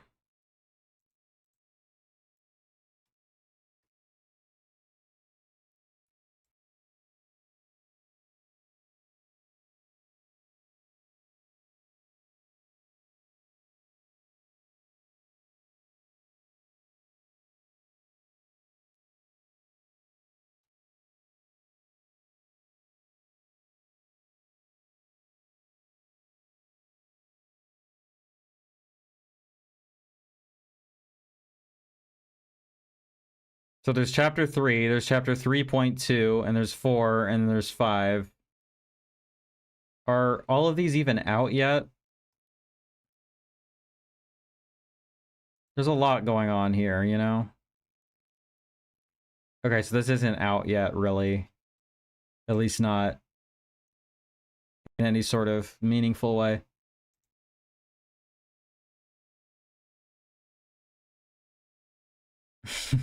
Tries her best to be a good person. Hey, they made a movie about me. That's cool. Okay, so this isn't out yet, and this isn't out yet, or hasn't even made yet. It looks like. Cool. Neat. Citizen Sleuth. What is this? Follows a true crime investigation led by Emily Nestor in her hit podcast, Mile Marker 181. She delves into a mysterious death. As her audience grows into the millions, Emily's search leads her to uncover a new truth. The film chronicles the rise and fall of an Appalachian podcaster in the age of new media. Is this a documentary? Because I've never heard of this podcast. Podcasts are the type of thing where there could be a multi-million listener thing, and I still would never have heard of it. This reminds me that the Muscle Kickstarter is running and there are castration movie rewards. That's a good call out. It is a documentary. Okay, cool. I mean, that sounds interesting. The documentary that the true crime genre desperately needs, but wish it was handled with a less mocking tone. Okay. So this is an anti-true crime thing that's kind of mean about it. I can kind of get on board with that. Maybe the level of meanness will make me uncomfortable. Because as we've established, I'm a very nice person. I don't say mean things about people, okay? Unless they try to ruin my life, in which case I might be unkind. Dead pigs. There are two very different meanings of that term. One, I will die on the hill that it's not okay and never will be okay. And I will spend the rest of my life trying to convince people that it's not okay. And the other one I think is cool and good. It's the one I don't like. The fates of an unlucky pig farmer, a feisty homeowner defending her property, a love-struck busboy, a disenchanted rich girl, and an American expat pursuing the Chinese dream converge and collide as thousands of dead pigs are found floating down the Huangpu River towards a modernizing Shanghai and Kathy Yan's debut feature. Oh, Birds of Prey. Sick. I love Birds of Prey. This sounds like it might be upsetting, but also it sounds pretty good, to be honest. And I like this slipcover a lot. Lauren Tamaki. Okay. They do 500 of these? Yeah. It's crazy that the director of Birds of Prey has a movie and it's only 500 slips. Is this already in my watch list? I feel like it might be.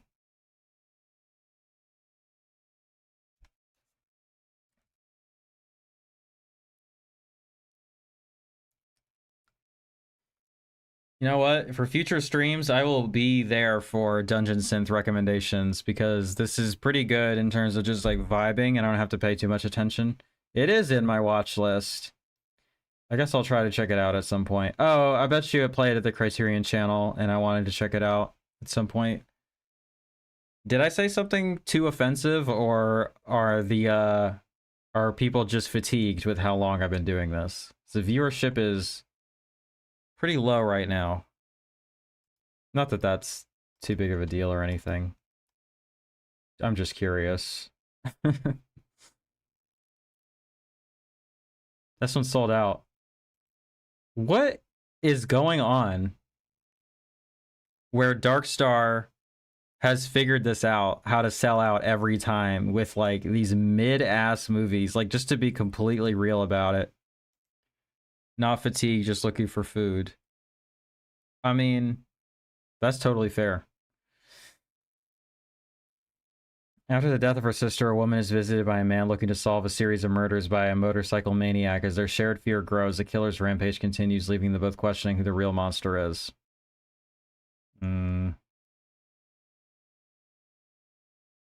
Nearly 11 on a work night. That's true. We were at like...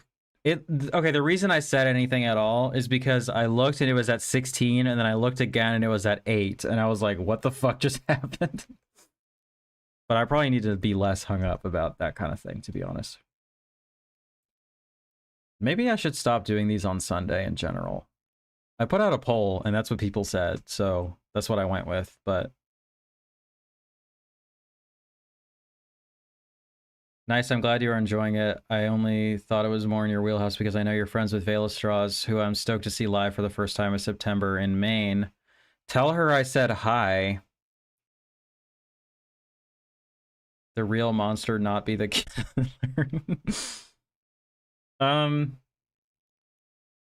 I don't really understand what's going on with Darkstar, to be honest. None of their shit has looked good for a while now. Like, just to be factual about it, or to just have my own opinion or whatever. This slip is kind of cool. It's fourth weekend. Some people are traveling. That's true. Yeah, I wasn't expecting a ton of people to be here at all, to be honest. I was more so commenting on the sudden drop after I made a comment about dead cops. And I was kind of like, ugh. I feel like my audience is not the type of people to get bent out of shape about that, but it was interesting timing. When their youngest brother is believed to be demonically possessed, two estranged brothers reunite to confront a dreadful family secret. Okay. That sounds fairly generic, but it also sounds like it could be good. I mean, it sold out. 500, yeah.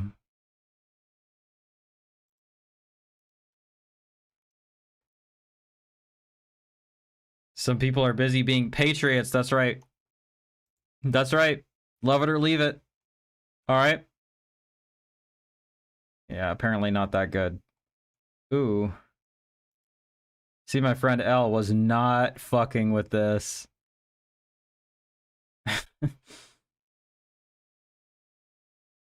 Ouch. I don't know, man. Good for you that this is out, I guess. Agreed, Darkstar fell off a cliff. Went from really interesting indie dramas to 2B horror. 2B horror is exactly what it is that they do now, and I don't know what is going on there. Like, let me chronicle where Darkstar just like fucking, I don't even understand what happened, you know? So like, yeah, all of these movies are pretty cool. This is trashy, but it's like a good movie. Private Chat is amazing. Indie docs, foreign horror. Like, these are cool movies. And then I think starting here with Pig Killer, it was like nothing but Tubi horror the whole time. Give it credit, at least it's under 90 minutes. Yeah, shorter than my stream. Like, okay, Night Siren is still cool. Maybe Bottom Feeders, but like so much of this. All right, I will say they do the Alice McCoy movies. Is that her name? Alice McKay, close. So shout out them for that. They do those, which is cool. But yeah, for a while it's like, and then Smiley Face is cool. They did that. It's like more often than not, it's like this shit. Oh, they did do this one, which I thought looked really cool. I didn't realize it was Darkstar. All right, you know what? I'm sorry, Darkstar, if you're listening. You pop off with your 2B horror. Clearly, it's selling better than the stuff that actually looks interesting. So I guess I understand why you're doing it. I mean, this looks cool. I don't know. It just seems to be a trend. You know what I'm saying? Anyway. Maybe I shouldn't be shit talking. It's a mixed bag, we'll say that. This looks pretty cool. I fuck with that artwork, dude. That's some death metal shit. I'm into that. Last Matinee is so good. I've had it for years and I haven't watched it.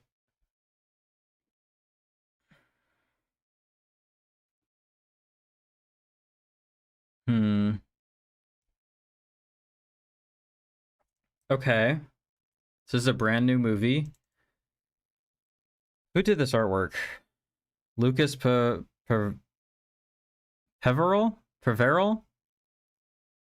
No relation to Ryan Peveril? Stupid joke. Try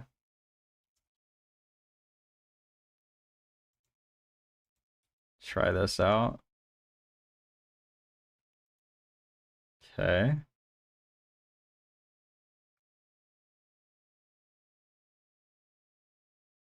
Chris Stuckman likes it, for what that's worth. After a traumatic brain injury triggers terrifying visions of extraterrestrials and a newfound talent for drawing, a father-to-be begins to question his reality and becomes obsessed with the need to protect his family from an unseen threat.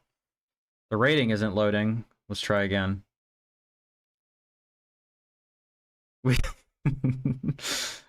it's a rough rating. Too bad. It looked cool. We don't want Dark Star to leave you a bad Rover review. I just don't want them to not hire me for an essay if they have an interesting project and they need some scholarly work for it, you know? But I'm not going to not be honest, you know? That's kind of a non-negotiable for me. I also can't help it. I'm very bad at lying. And I don't have a poker face. Like, it's been a double-edged sword, right? This looks really cool. Like, this looks fucking sick. What's going on here? And I like this slipcover. Oh man, the standard artwork, though, is fucking crazy, too. I assume this is Swedish? Because isn't all of their stuff Swedish? But it doesn't look like it.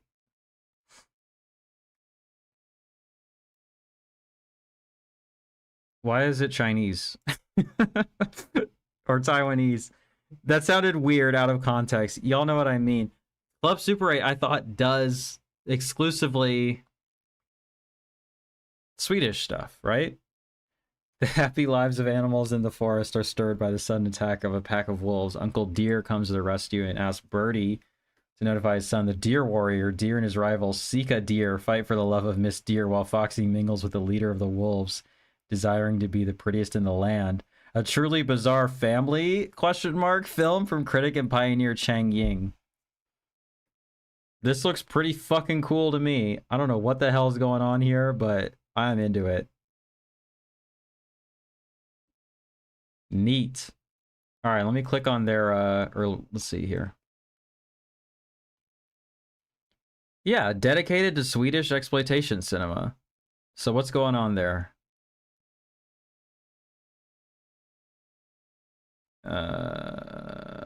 The director of Left-Handed Girl did a commentary on here, which is pretty cool. Taiwanese cinema in the 60s video essay by Adrian Smith. That sounds useful. I'm excited for this release and bought it, but yeah, kind of a letdown that they didn't stick to Swedish films. It's just confusing to me, but it looks awesome. So I'm pretty excited about it. Now, there's hella Swedish movies out there, right? I mean, there's gotta be. In like the history of a nation, you know? Did this have like significant distribution in Sweden, maybe? No, it would seem not. I don't know. That movie description is 10,000? 100,000, 10,000% what my magic Twitter follows sound like. 100,000, right? I don't know, man. I'm getting, my brain is getting cooked. Looks cool to me. Flesh Eaters from Outer Space. I like this artwork. Swedish genre cinema? I don't know, maybe not. How many did they do? 1,000? And they sold out? Good for Saturn Score. I like this. We got a dude in a homemade Halloween costume hugging a beautiful naked woman. That is like what Saturn's Core is all about, right? That's like their mission statement in a nutshell, right? Hella features, which is cool. Savage orgy of splatter and lust. Writings by Heather Drain and others. Nice. Back cover is fantastic. Sure is. Book I have called Swedish Sensation Film about Swedish exploitation history, and there are so many unreleased gems. I bet. All right, let's see here. This looks cool.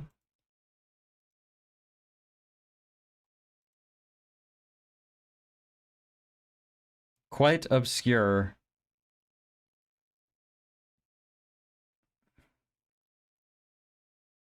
Only a gang of burnt-out metalheads and one sexy psychic starlet can stand up to the alien invaders. Neat.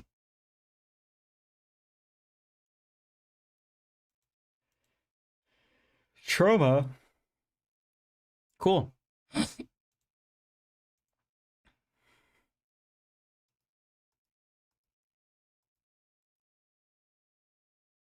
We got a ways to go, y'all.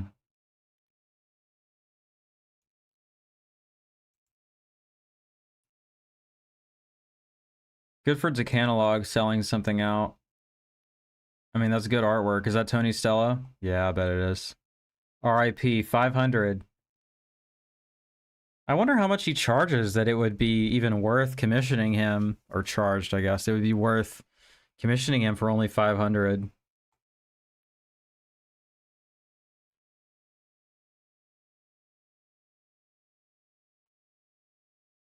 Hmm.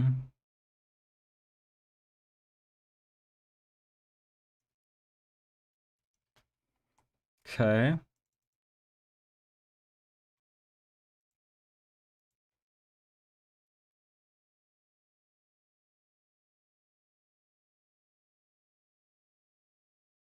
Desperate young woman on the run from the law takes a job at a remote desert motel. She quickly discovers the motel's patrons are rendezvousing after a large robbery. With nothing to lose and all to gain, she hashes a plan to steal their loot. Seems kind of mid, to be honest, but I mean, cool. Jim Beaver. Icarus Films, shout out. This looks like fun. I like this artwork.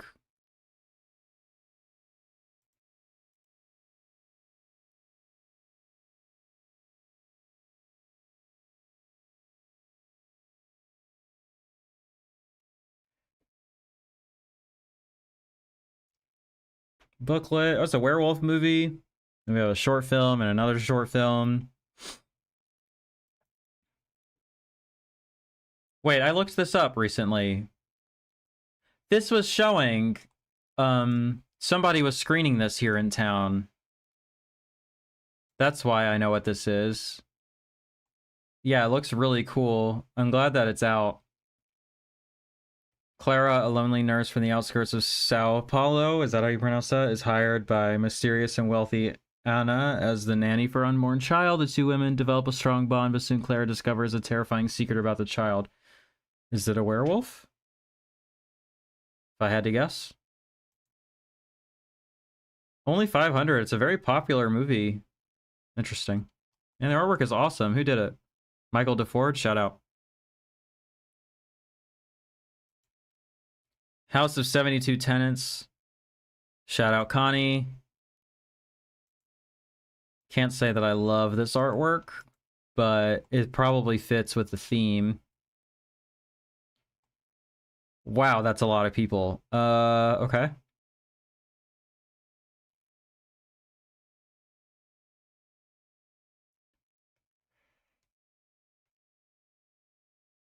Neat. Some cool special features.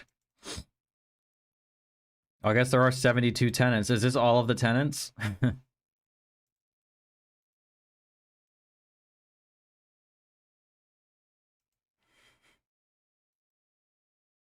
Hong Kong. Shaw Brothers.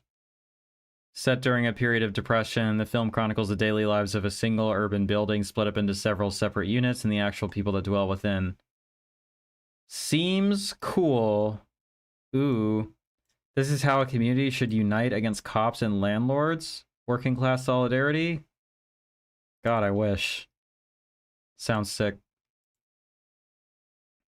Ooh, another from Delirium. That isn't a Jess Franco movie? It looks awesome. I fuck with this artwork. And Suspiria. Shout out Suspiria. Yo, that's sick too. House of 72 Tenants sounds like my experience living in Burlington. Damn.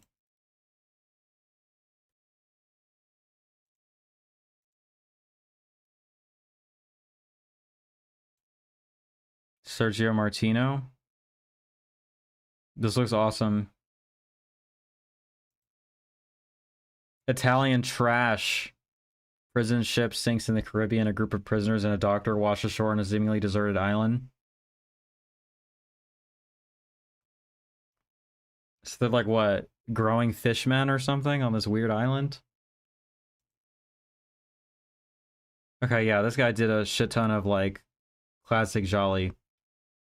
And some cannibal movies. American Rickshaw. This sounds like something Jeff would like. This is awesome. I fuck with this. I would love to watch this. Is this their first one that isn't like porn? Um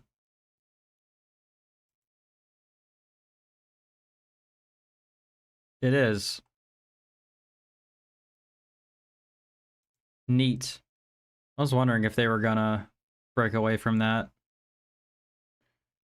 Island of the Fisherman is a ton of fun. However, all these Delirium releases are just the same disc. They've been selling super cheap in full moon sales for many years. You pay 25 bucks unchanged for a slip. Well, the business model is working. And the slips are good. I mean, they hired the best, you know? But yeah, that is kind of outrageous. They should change them a little bit. Jailbreak 2017. 1,000.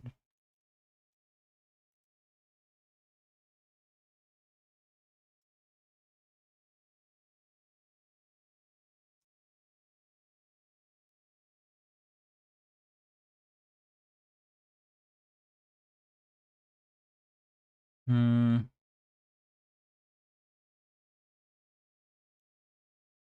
A Cambodian prison film. Sounds fascinating. I would watch that. Okay. Features? Sort of. Featuring a jaw-dropping display of Cambodian martial arts mayhem. Neat.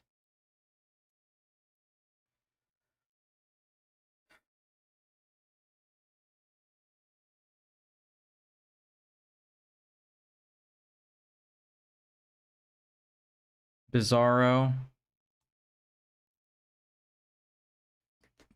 They got Jeff Goldblum on this shit. Seems like they might have overestimated how much people wanted this. Tony Stella artwork, dude. That's a bummer. I like these labels that are dedicated to one country. I think that's cool. Um, interview. Cat Ellinger's on this too, which is cool.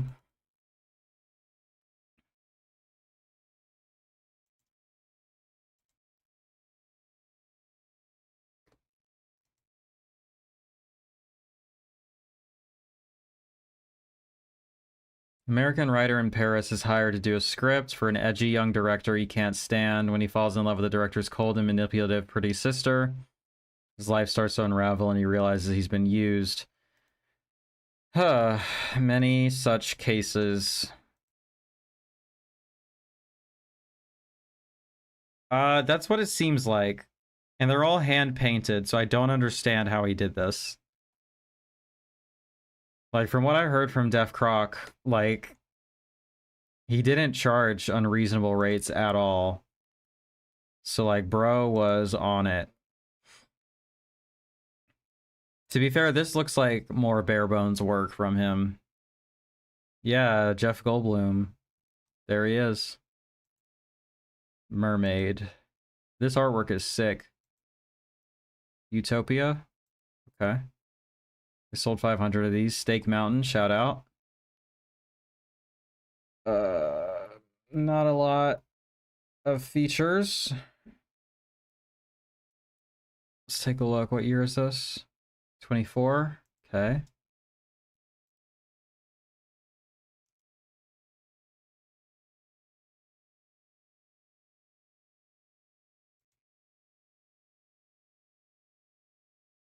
A Percocet addicted Florida man finds a wounded mermaid at his lowest point. Fascination because of drug infused one sided relationship, sending him further into decline. When word spread about his secret, he'll stop at nothing to protect her. Bro is off the perks and finds a fucking mermaid? That's crazy.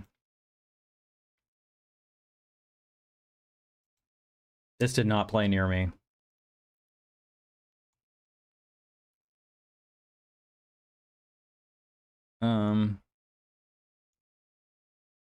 I mean, that sounds interesting. I'll say that. Florida, huh? Miraz? Number 3? I'm not even sure what language that is. I'm guessing French. After Laura, I love this description, is an independent film distributor based in New York. Really? After Laura, a young piano student, miraculously survives a car crash, she awakens in a nearby house in the care of a local woman. As she recovers, Laura begins to integrate herself into the lives of the woman, her strange family. Da da da da. I mean, sure.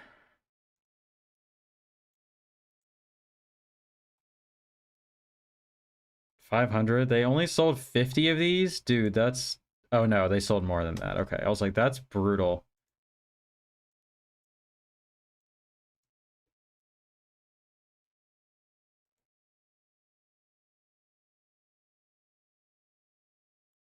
I mean, oh, it's a German. Okay. I mean, apparently it's quite good, so there's just not really a hook to it. Okay, yeah, one of these. I think we were looking at one of his films recently. I don't remember which. Neat. Club Super 8. Is this Swedish this time? My troubles with comics. Looks like it. I like that disc. That's cool.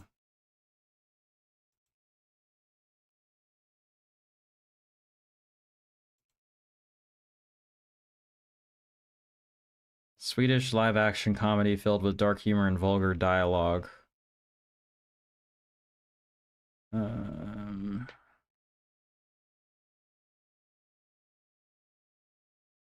Contemporary Swedish cinema. Okay.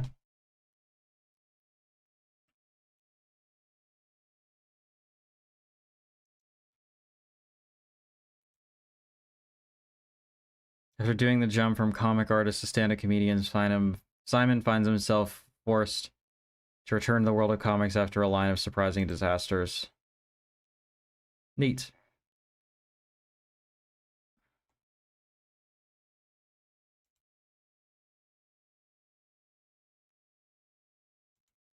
Peaches goes bananas. I really want to see this. I am a fan of Peaches and her deranged fucking hypersexual art. I've been meaning to see her live. I know that she gets dancers that are just like fully nude and shit. I think that's cool. Definitely want to watch this.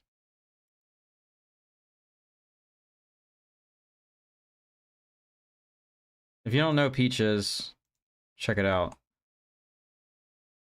Similar to Darcy Drollinger. I'm not sure who that is. Intimate portrait of the singular artist, capturing her thrilling live shows, artistic process, close relationships, and her rise to fame.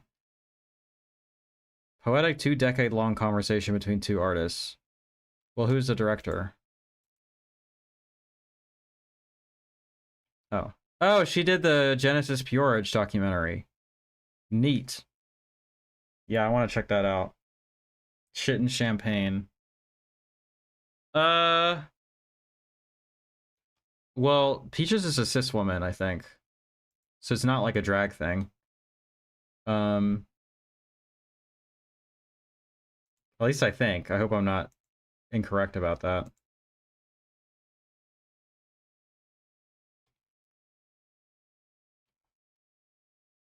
Um,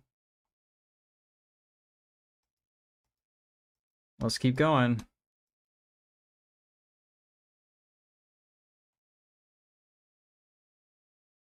We are almost done. Relatively speaking. Radio Free Steve. Oh, VHS Hitfest. Okay. In an apocalyptic wasteland, a pirate radio host fights off mutants and FCC assassins while he travels across America to Hollywood, blasting his illegal broadcasts along the way. It's Road Warrior meets Smokey and the Bandit. Unique and hilarious post-apocalyptic indie epic that features a wide array of familiar faces. Boards of Canada song on the soundtrack. Okay. Commentary of the director, interviews, and other stuff. Seems mildly intriguing. Yes, hi, Views Parallax. Shout out. What's good? Mildly intriguing is like, feels like a backhanded fucking diss or whatever.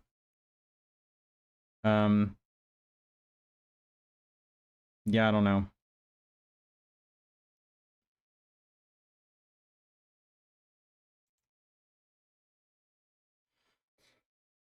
$1,000. Kind of surprised they're still doing that many. The Razor's Edge. I like this artwork. I assume this was 500. Yep. Set amid the Lebanese Civil War, Saab's fiction feature debut centers an unlikely bond formed between Karim, a 40-something painter, and Samar, a teenager who grew up in the war-torn Beirut. 1985. 2 short films. Jocelyn Saab. Okay, so female director. What is it? Lebanese, maybe? Looks really good. This label fucking... They should hit me up. Or maybe I'll send them an email. Nope, wrong one. I think this might be in my watch list already. Yeah, I'm pretty sure my friends screened this recently, actually. Yeah. I do need to see this.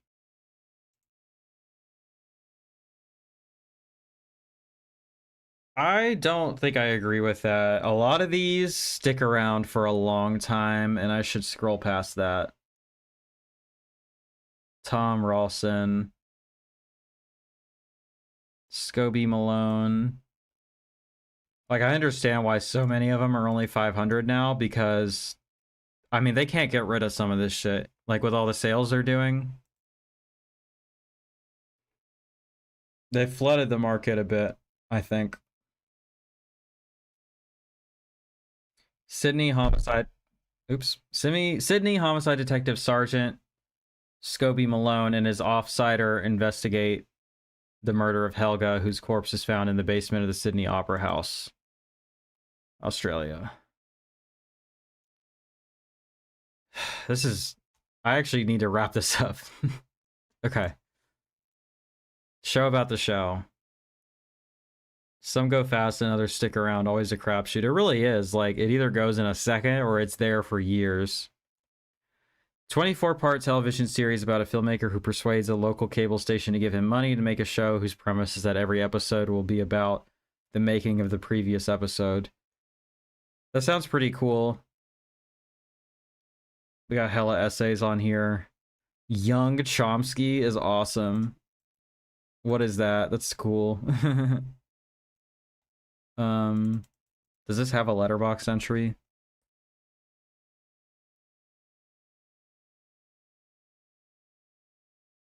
It does. No, they made a feature film version of it. Is that included here? There's only 38 left.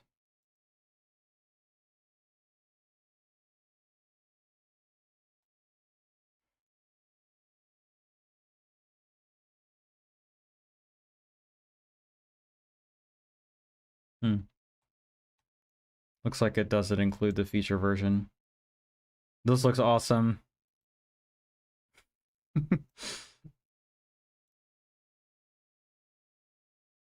It's probably terrible. It's almost sold out. Lots of short films, which is cool.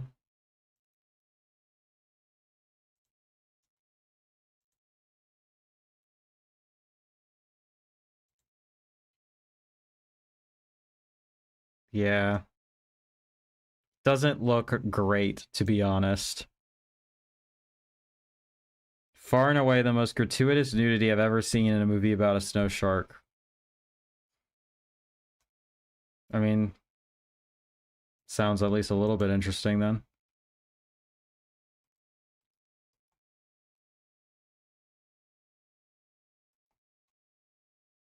Last ones. Sodomaniac. This looks insane. Is this a man with a butthole for a face? I mean, what on earth is going on here?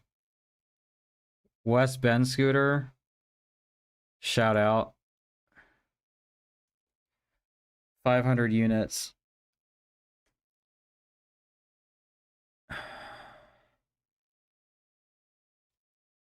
I don't know about this. Is this just like Rape Jokes, the movie? Wow, that's a lot of special features. Okay. Like, is this literally just like, oh, what if we raped the rapist? Wouldn't that be hilarious? Like, I don't, and then we're being kind of homophobic about it. I don't know about this. I draw the line at shit like this one. A group of degenerate serial date rapists have the tables turned on them when a mass killer begins to hunt them down one by one and killing them in the most painful, degrading way possible. Can I say something brave? Can I open my heart to you all and say something brave right now? I think shit like this. All right. I think I like Wes art, but it looks the same. I mean, he has a style that's pretty identifiable. I'm gonna say something brave right now. I think that this is just an excuse to like laugh at rape. Like people want to the tagline makes this a no. Your bros may have your back, but who's got your ass? Like in the same way that I think that a lot of anti-pedophilia rhetoric is literally just people's socially sanctioned avenue to like express bloodlust, where like we just want to kill people and be violent, and like that's the socially acceptable way to say the most deranged things possible because it's like the right target or whatever. This type of shit where we're like, oh, we're actually just making a movie about anal rape, but it's fine because it's like rapists we're doing it to. I think you just wanted to make a movie where you laugh about rape, and this was like the way you found to get away with it, right? Like that's what's happening here. Like when people want to make like prison rape jokes, it sounds like you just want to make rape jokes, but you've discovered that it's okay if the people have done bad things or whatever. Like they don't get like it's extremely dehumanizing and like I think pretty poisonous to our collective consciousness. Maybe I'm taking a silly exploitation movie a little bit too seriously, but I'm pretty sure that's what's going on here. And like maybe if it just owns that that's what it's doing, I can at least respect that and meet it on its terms, but I don't know, man. Feels like what's happening. You know what I'm saying? I don't know about this. Okay. This looks cool. Thanks. Teenage Riot Video Party. I fuck with AGFA. 4 movies? This is probably a blast.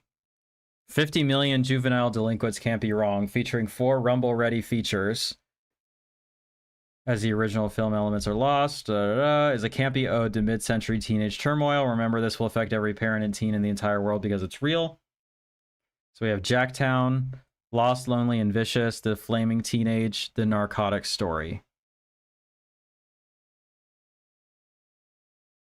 Filmed in the wake of James Dean's death, this noirish slice of Deansploitation is the best movie about Hollywood ever made in Tuscaloosa, Alabama. Probably. Feeling like a gaudy juvenile delinquent super or paperback come to life, this teen prison expose was filmed on the sleazy streets of Michigan and features a role from Patty McCormick.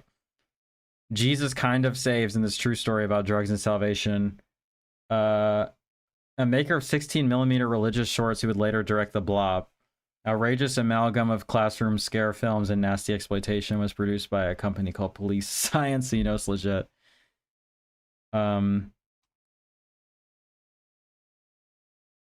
Riotous trailers and drive-in snipes. Full uninterrupted program in all-night slumber party mode. This sounds like something that would be fun to have on at a party, but I don't know that you want to really, like, be... really, whoa.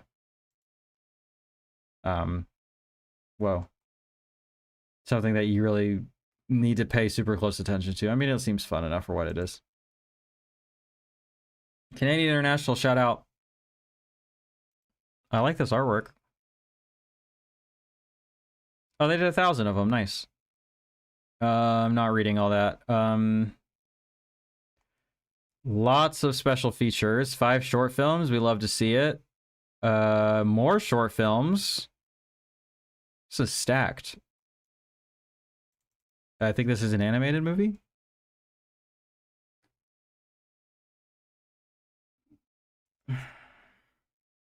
Cat hair. All something weird stuff. Is this anything like the Drugorama set? That's what it seems like.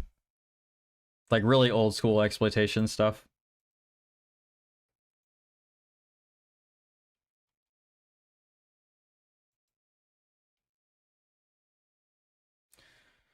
A producer monkey pitches a fairy tale extravaganza to a skeptical financier, a psychedelic meta comedy that mixes animation with excerpts from a Soviet science fiction fantasy spectacle. Neat. Oh, the director of Heavy Metal.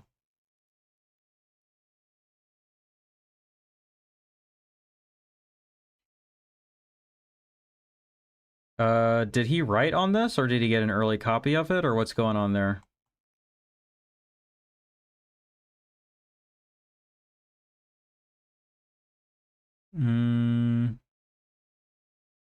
Maybe he got an early copy? I don't know.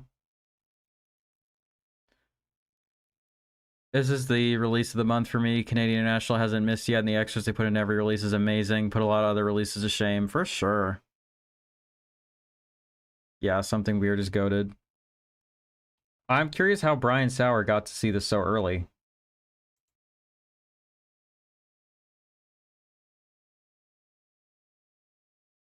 I guess he gets an early review copy for it. I mean, that's what I would guess. Okay. This looks good. This artwork is crazy. Pooch Shaman. I don't know what that is. 2 codependent best friends become addicted to the heroin-like touch of an alien narcissist who may or may not be trying to take over the world. Lots of commentaries, lots of interviews. This showed up on... They promoted this by showing that it was on a list of the best sex films of the year, so I'm into that. Festival screening. Oh! You're right. You're right.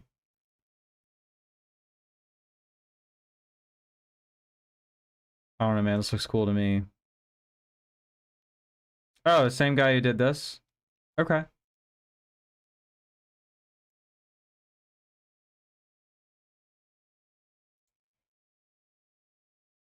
Neat.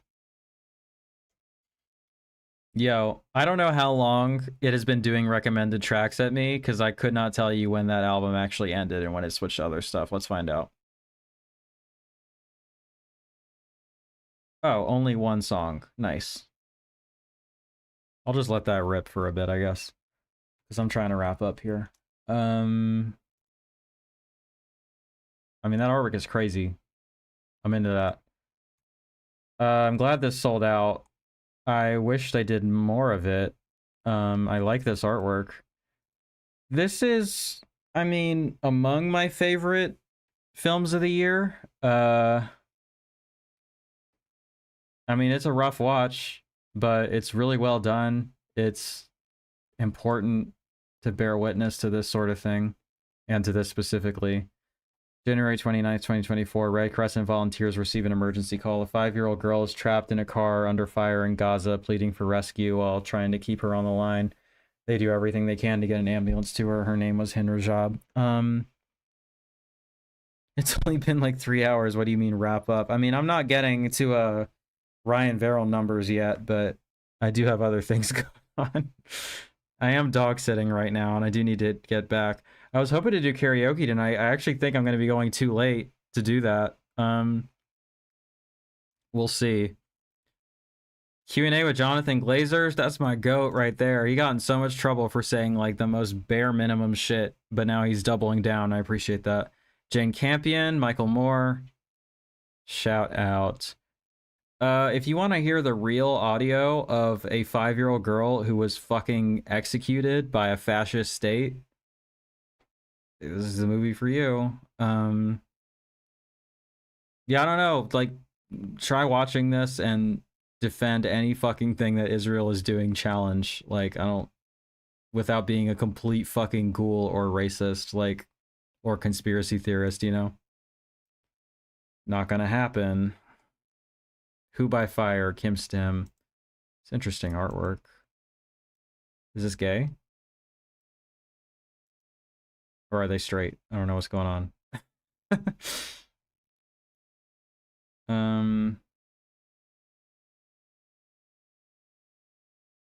Okay. Let's look this up.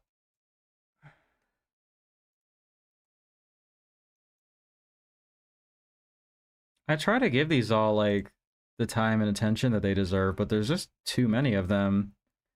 17-year-old Jeff stays at film director Blake Cadieu's Wilderness Lodge after being invited by friend Max's family. When strange events occur, Jeff suspects something is amiss with the director in his retreat. Is this a horror movie? No, just drama. Okay. French-Canadian? Movies should be like this. Cool.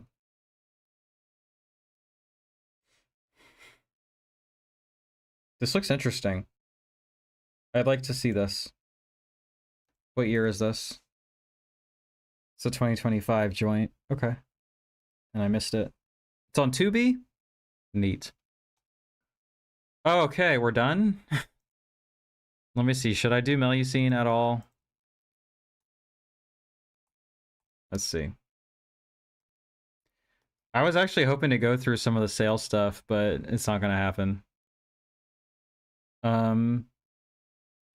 Sure, actually, I think we can get away with the Melusine stuff. It's only 2 releases, so we'll do that. I'll skip the artwork on that just in case. But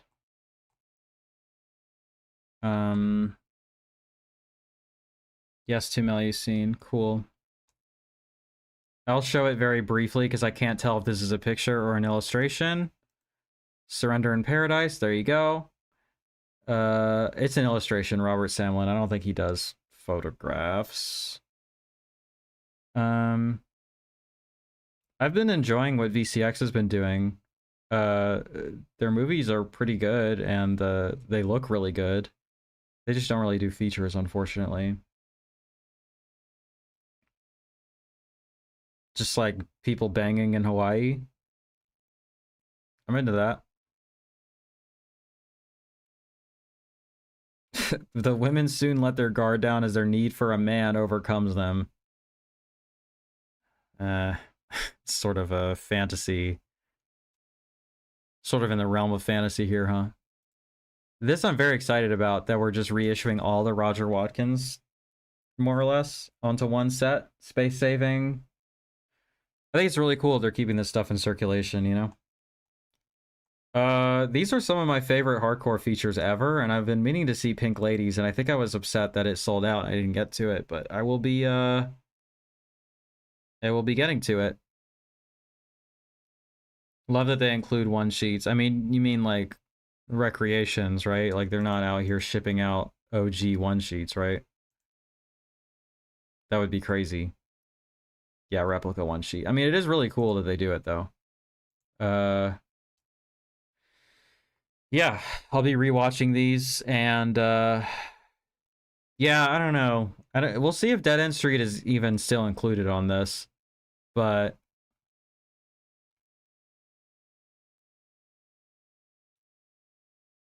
I think they have all the old features on here.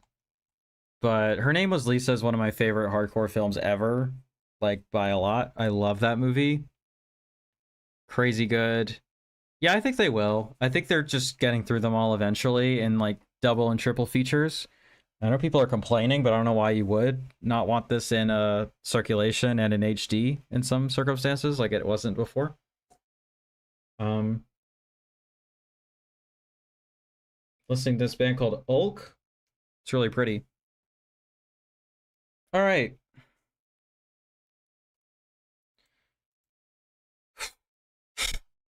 We did it, gang. And now I'm going to do some commissions. Reminder that if you want me to review anything, link in the description. Hit that shit up. And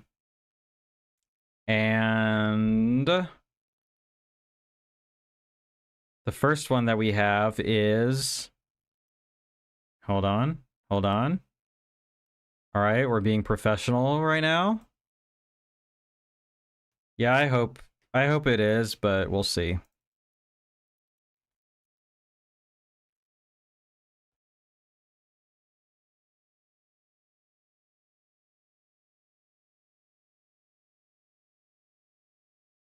Hell yeah. This was for Steven. Shout out Steven in the chat. Thanks for commissioning this. We're going to talk about beginners real quick. Let me get the letterbox pulled up.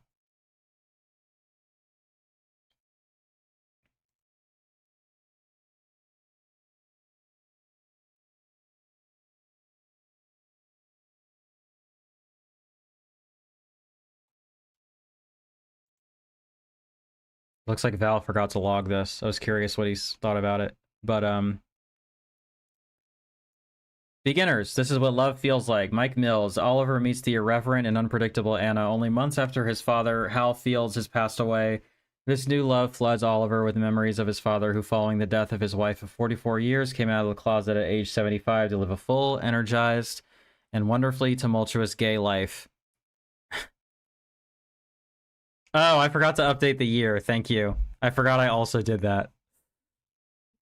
Which included a younger boyfriend. All right, let me fix that. That's my bad, gang. I just updated it from Thesis. 2010. There we go.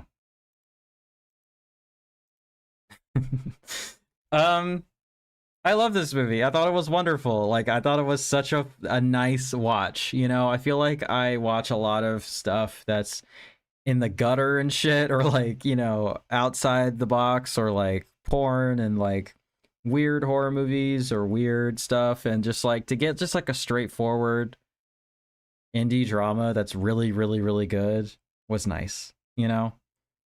And I really like what this is doing thematically here, where like it's exploring romance late in life and sort of framing it as like, hey, we're all still sort of doing this for the first time, right?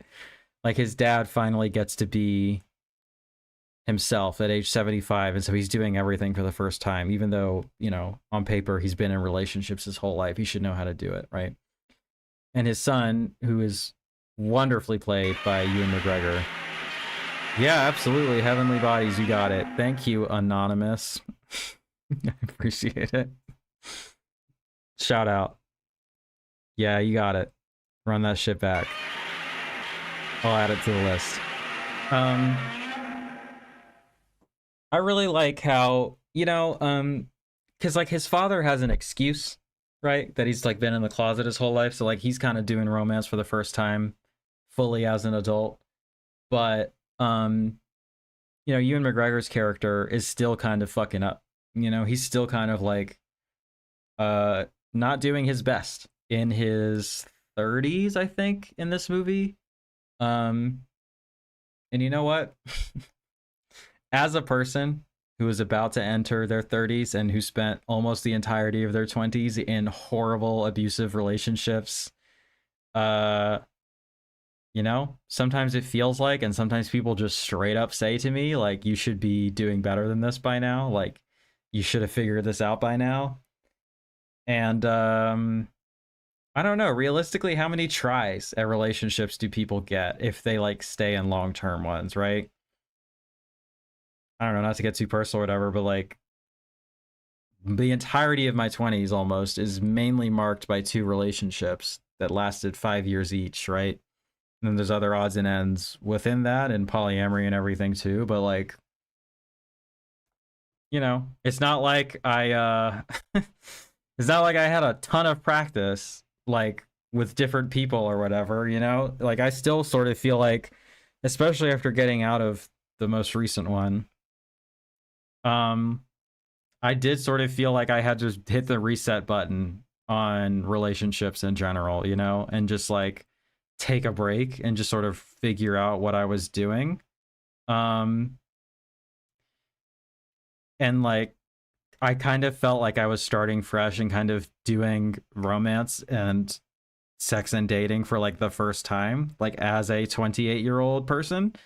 Also being trans and everything, like this was also the first time I was like entering relationships like that, sort of freshly at least, right? Without any past baggage or whatever still attached. I don't know. I feel like especially for queer people, but just in general, like life is a lot of reinvention and starting over and like, you know, there is a sense to which as you get older you have more experience. Um and you get better at these things and you have more mistakes under your belt and you know certain things to avoid, but then there's also like, man, we're all being alive for the first time, right? And we're all trying. Um and it's tough. And I thought that this was a really sweet and sympathetic portrayal of that. And like the people in this probably behave imperfectly, and I like that. You know? I like movies where it is clear that they're human beings and that they're still deserving of love and humanity despite the fact that they make mistakes or do things that aren't perfect, you know? It's a nice thing to see. Took me until 38 to find my person, so you're good. Pretty sure I've seen this, but I don't remember anything about it. Would love to chat with you more later about this, but I had a very similar thing like this happen to me with my grandfather. Saw Beginners in the theater with Brie and spent the next 3 hours in a diner crying while she doted on me. Sweet. Yeah, that's kind of a... I don't know how frequently that sort of thing happens to somebody, so that's pretty cool to see that sort of very specific experience related back to you, you know? Can I say that, how do you pronounce this? Melanie Laurent? She was awesome in this movie. She was so good. And it looks like she makes movies, including one about Galveston, which is interesting, as I was just there recently and my brother lives there. Oh. Man, we got sad stories in the chat. I appreciate you all sharing. That's really nice. But that's fucking sad. Hmm. Had a similar situation with my father, but thankfully for him, he figured it out when he was young, not that he made it out of the AIDS pandemic. Damn. Um, anyway, I really enjoyed this. Thank you for commissioning it. And uh, I'm glad it was healing for you. Next, let's do... Let me make sure. Why does it jump all the way? That's weird. Okay. Mm, feng shui.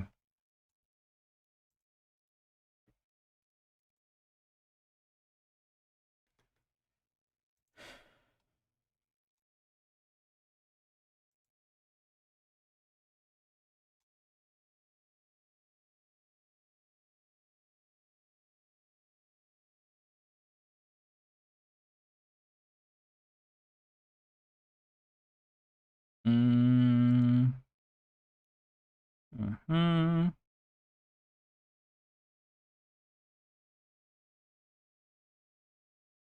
Whoops. Hold on, I'll get my shit together in a second. I'm trying to do like production stuff in the background and it is not letting me. Yeah, let's go. All right. Can we so let's do that, and then if we come back here, is it going to work again? All right, cool. Directed by Cheeto S. Ronyo, who can refuse good luck? After finding a feng shui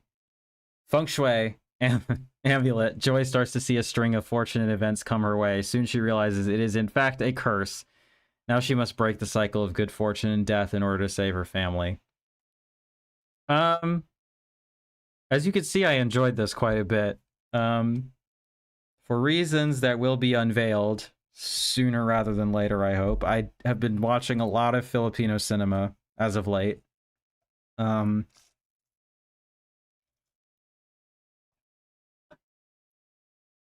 so it was nice to get to watch more, especially in the horror genre.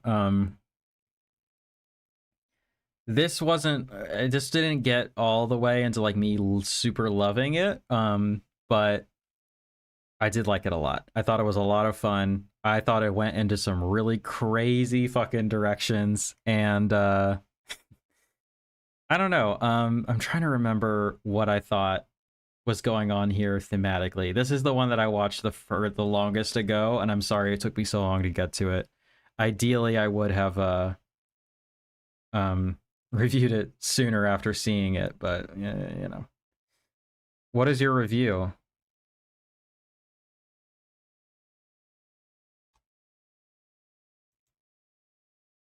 What's your, is it just the same handle here?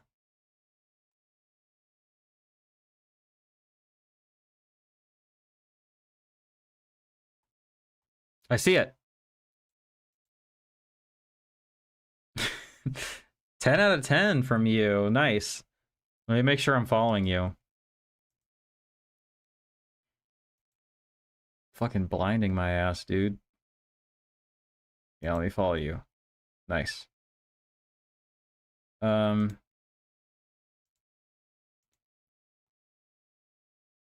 I feel like the writer had a brain. Da, da, da, da. Oh yeah, I like the ghosts in this. I don't know, this movie's pretty fucking mean to its audience, I think. Like it really goes there and has a pretty bummer fucking ending. I don't want to spoil too much about it. I could grab for other films that end similarly, but I don't want to spoil it. Um, but yeah, it's I will say it's just kind of rough around the edges, and it is shot a little bit like, you know, daytime TV or something. But I'm also not going to fault a Filipino film post film, right? Like shot on digital stuff. We're not looking as glossy or professional as other things with more resources, you know?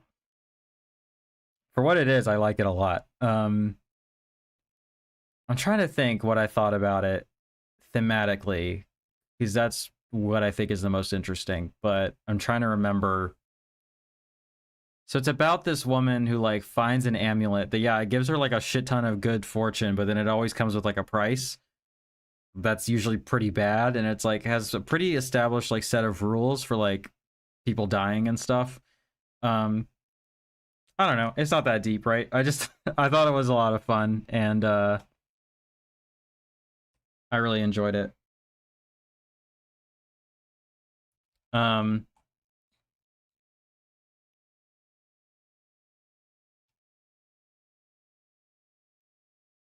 let's see. Um,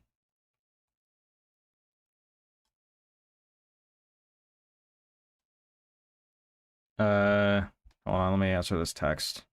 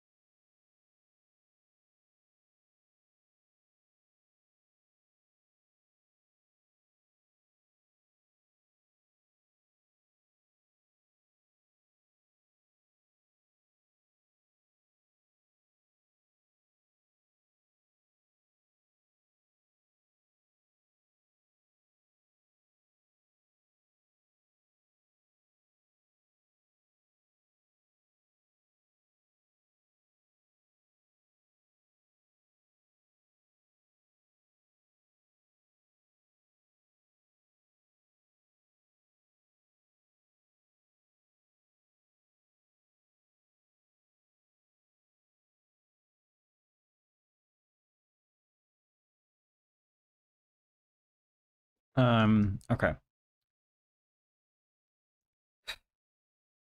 Okay. Um, next. Next we have hello.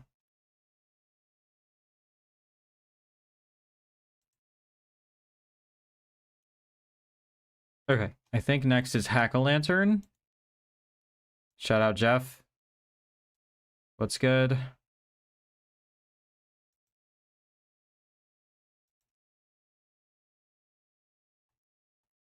Yeah, this movie's fucking crazy. Okay.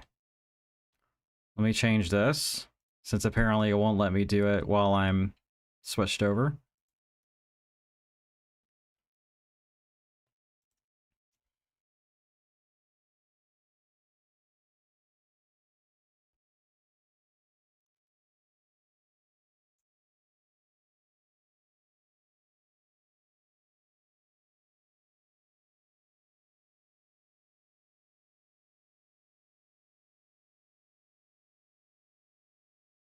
And then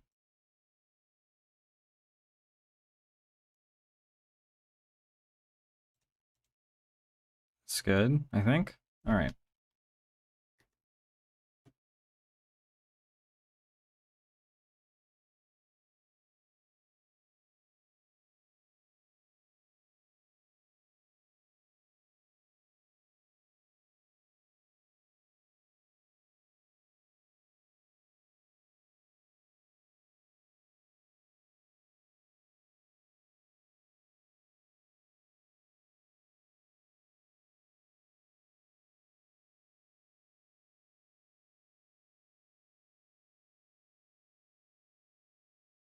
Yeah, we're good. Okay. Maybe? No, we're not. Oh well. Whatever. Um, okay. Sorry. I'm trying to do too many things at once. All right. Hack-A-Lantern. The power is in the blood. When Tommy was a boy, he saw his grandpa, the leader of a vicious satanic cult, murder his father in a brutal ritual on Halloween night. Now he is 18 and grandpa is ready to indoctrinate him into the ways of the black arts. It sure does. This is like pretty quintessential video store stuff, right? Like, I'm surprised TerrorVision doesn't have this. This feels like something they would have. Yo, Mac's dad from It's Always Sunny is the lead in this, which is awesome. That was a lot of fun to see him really hamming it up in a really young performance. I fucked with that. Um I don't know, like super gratuitous nudity, like more so than even I'm used to. So I was a fan of that. Really ridiculous. He's the devil's son, yeah. There's a straight up music video in the middle of this for no reason. Like, what was somebody's like? Was the director in this band? Like, no, maybe a producer. There was some kind of connection to this band. I don't understand why there's just a straight up music video in this, but it's fun.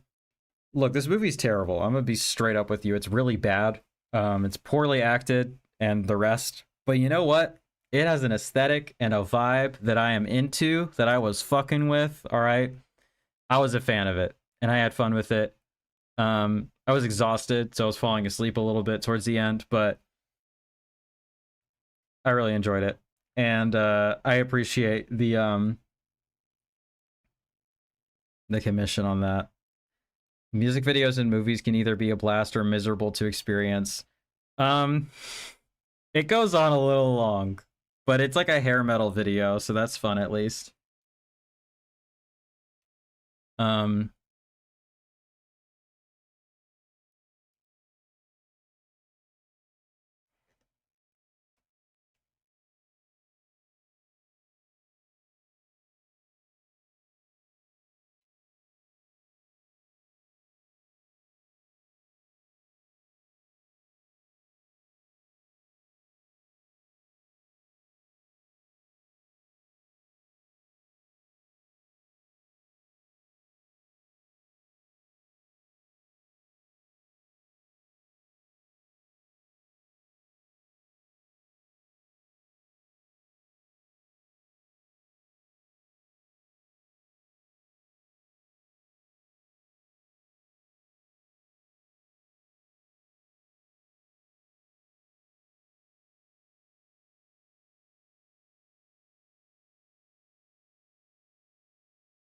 I discovered this on VHS a long ass time ago. Found it at a flea market for $2. What a find.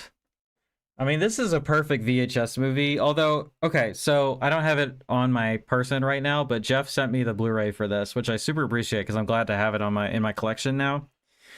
But because I was dog sitting, I just decided to watch it on Tubi. It looked pretty good, I gotta say. And like the autumnal vibes here were pretty immaculate. And like the cinematography, it was pretty good. Like honestly, like the performances are terrible, but I like the mask, I like the gore, I like the nudity, I like the cinematography, I like the vibe. All right, since it's nice to be in a house where the AC actually works, I cranked that like they had it up pretty high, so it's kind of cold in there, and it was nice to dress up in a long sleeve and a blanket and to just have a fucking Halloween movie on. It's awesome. All right, it was fun. I enjoyed this quite a bit. And we're at fucking midnight, dude. I gotta wrap this up. Last one.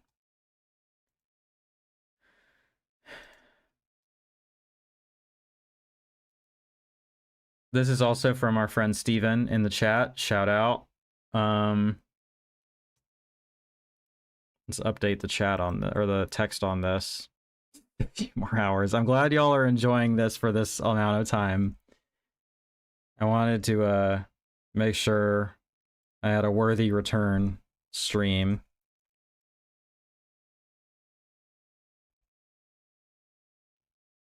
All right. Let's get this over here. Last one. All right. The Art of Dying, which is the name of a butt rock band. I wonder if they took their name from this or if they just also happened upon this combination of words. Hollywood starlets, Hollywood dreams, 1,000 ways to die. A cinematographer and his assistant are attracting aspiring young actors and actresses by getting them to try out for their movie. Once filming, the evil cameraman actually kills them. The detective on the case has his hands full trying to help out runaways with stars in their eyes. When some of the people he knows turns up dead, he takes it personally, and as he gets closer to the truth, his girlfriend is endangered. I didn't give this the... He did direct this. I didn't give this the best rating. But I don't think it's bad. The version that was on Plex, and not like, you know, Plex, but like the actual streaming service Plex, was not great. It's also on YouTube for free, but there's no subtitles, and I need my subtitles, so I just watched it on Plex, where there was ads, and it wasn't in great quality, but there was at least subtitles, right?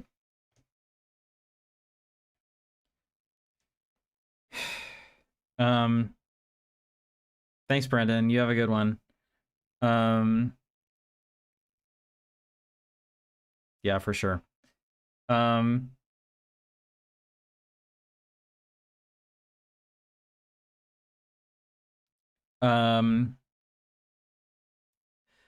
What else am I supposed to, what else am I trying to say about this? Yeah, there's a lot going on here. I think it is trying to have some kind of intelligent commentary on like the nature of the camera as voyeurism. I mean, we have very direct references to like Hitchcock and De Palma and things like that. But this is another like video store classic, sort of essential, quintessential sort of thing.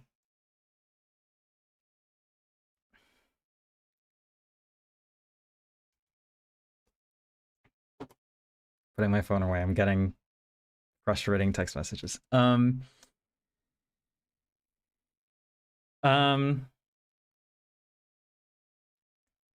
What else?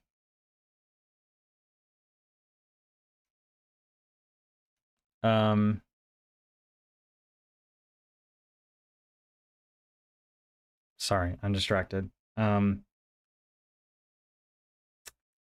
Yes, even though I didn't care for this, I do appreciate that this was commissioned because this is the type of thing that I would never choose to watch on my own. This is kind of, there's kind of a vibe to this. Sort of action adjacent, like sort of police procedural, like trashy stuff that is just not my vibe. There's a particular kind of masculinity that is imbued and projected in this that is not my vibe. But I do think it was interesting enough that it was worth the watch. I think my main problem with it, and maybe it didn't help that there was ads every 30 seconds, but it felt way too long. Like entirely too long. It really stretched out its welcome and its runtime quite a bit. And oh, there's a sex scene in this that is so gross and I hated it so much. I think I've said this before in some of my 15-minute segments that I really can't stand it when food is incorporated. I think it's really gross.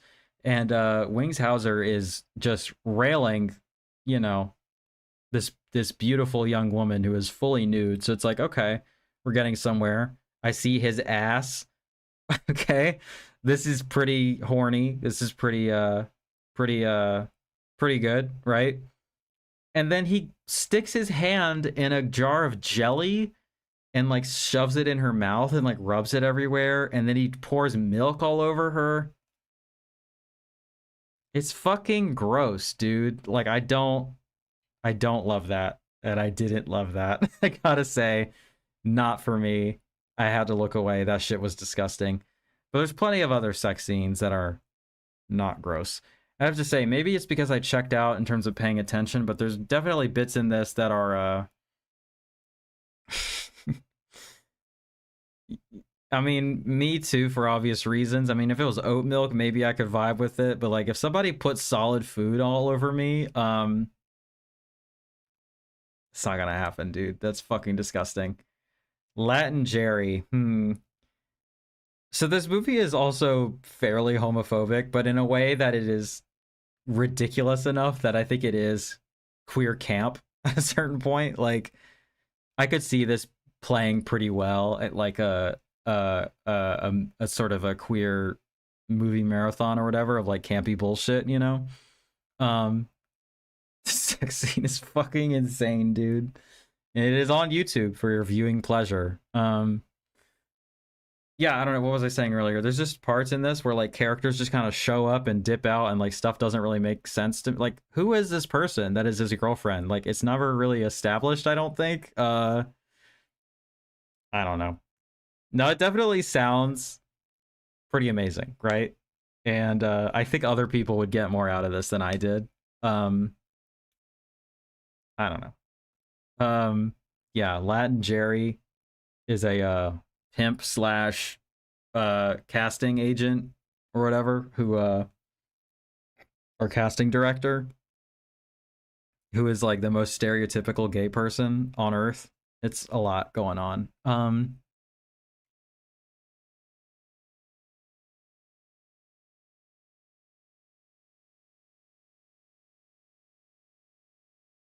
Jeff, I think you would like this movie a lot, actually. I think you specifically should watch this. So do I have anything else to say about The Art of Dying at 3.5 hours? I think that's all. I need to eat something. I need to drive back to this house and probably go to bed. I was watching something and taking notes, but I'm pretty tired, so we're gonna kind of end it there, I think.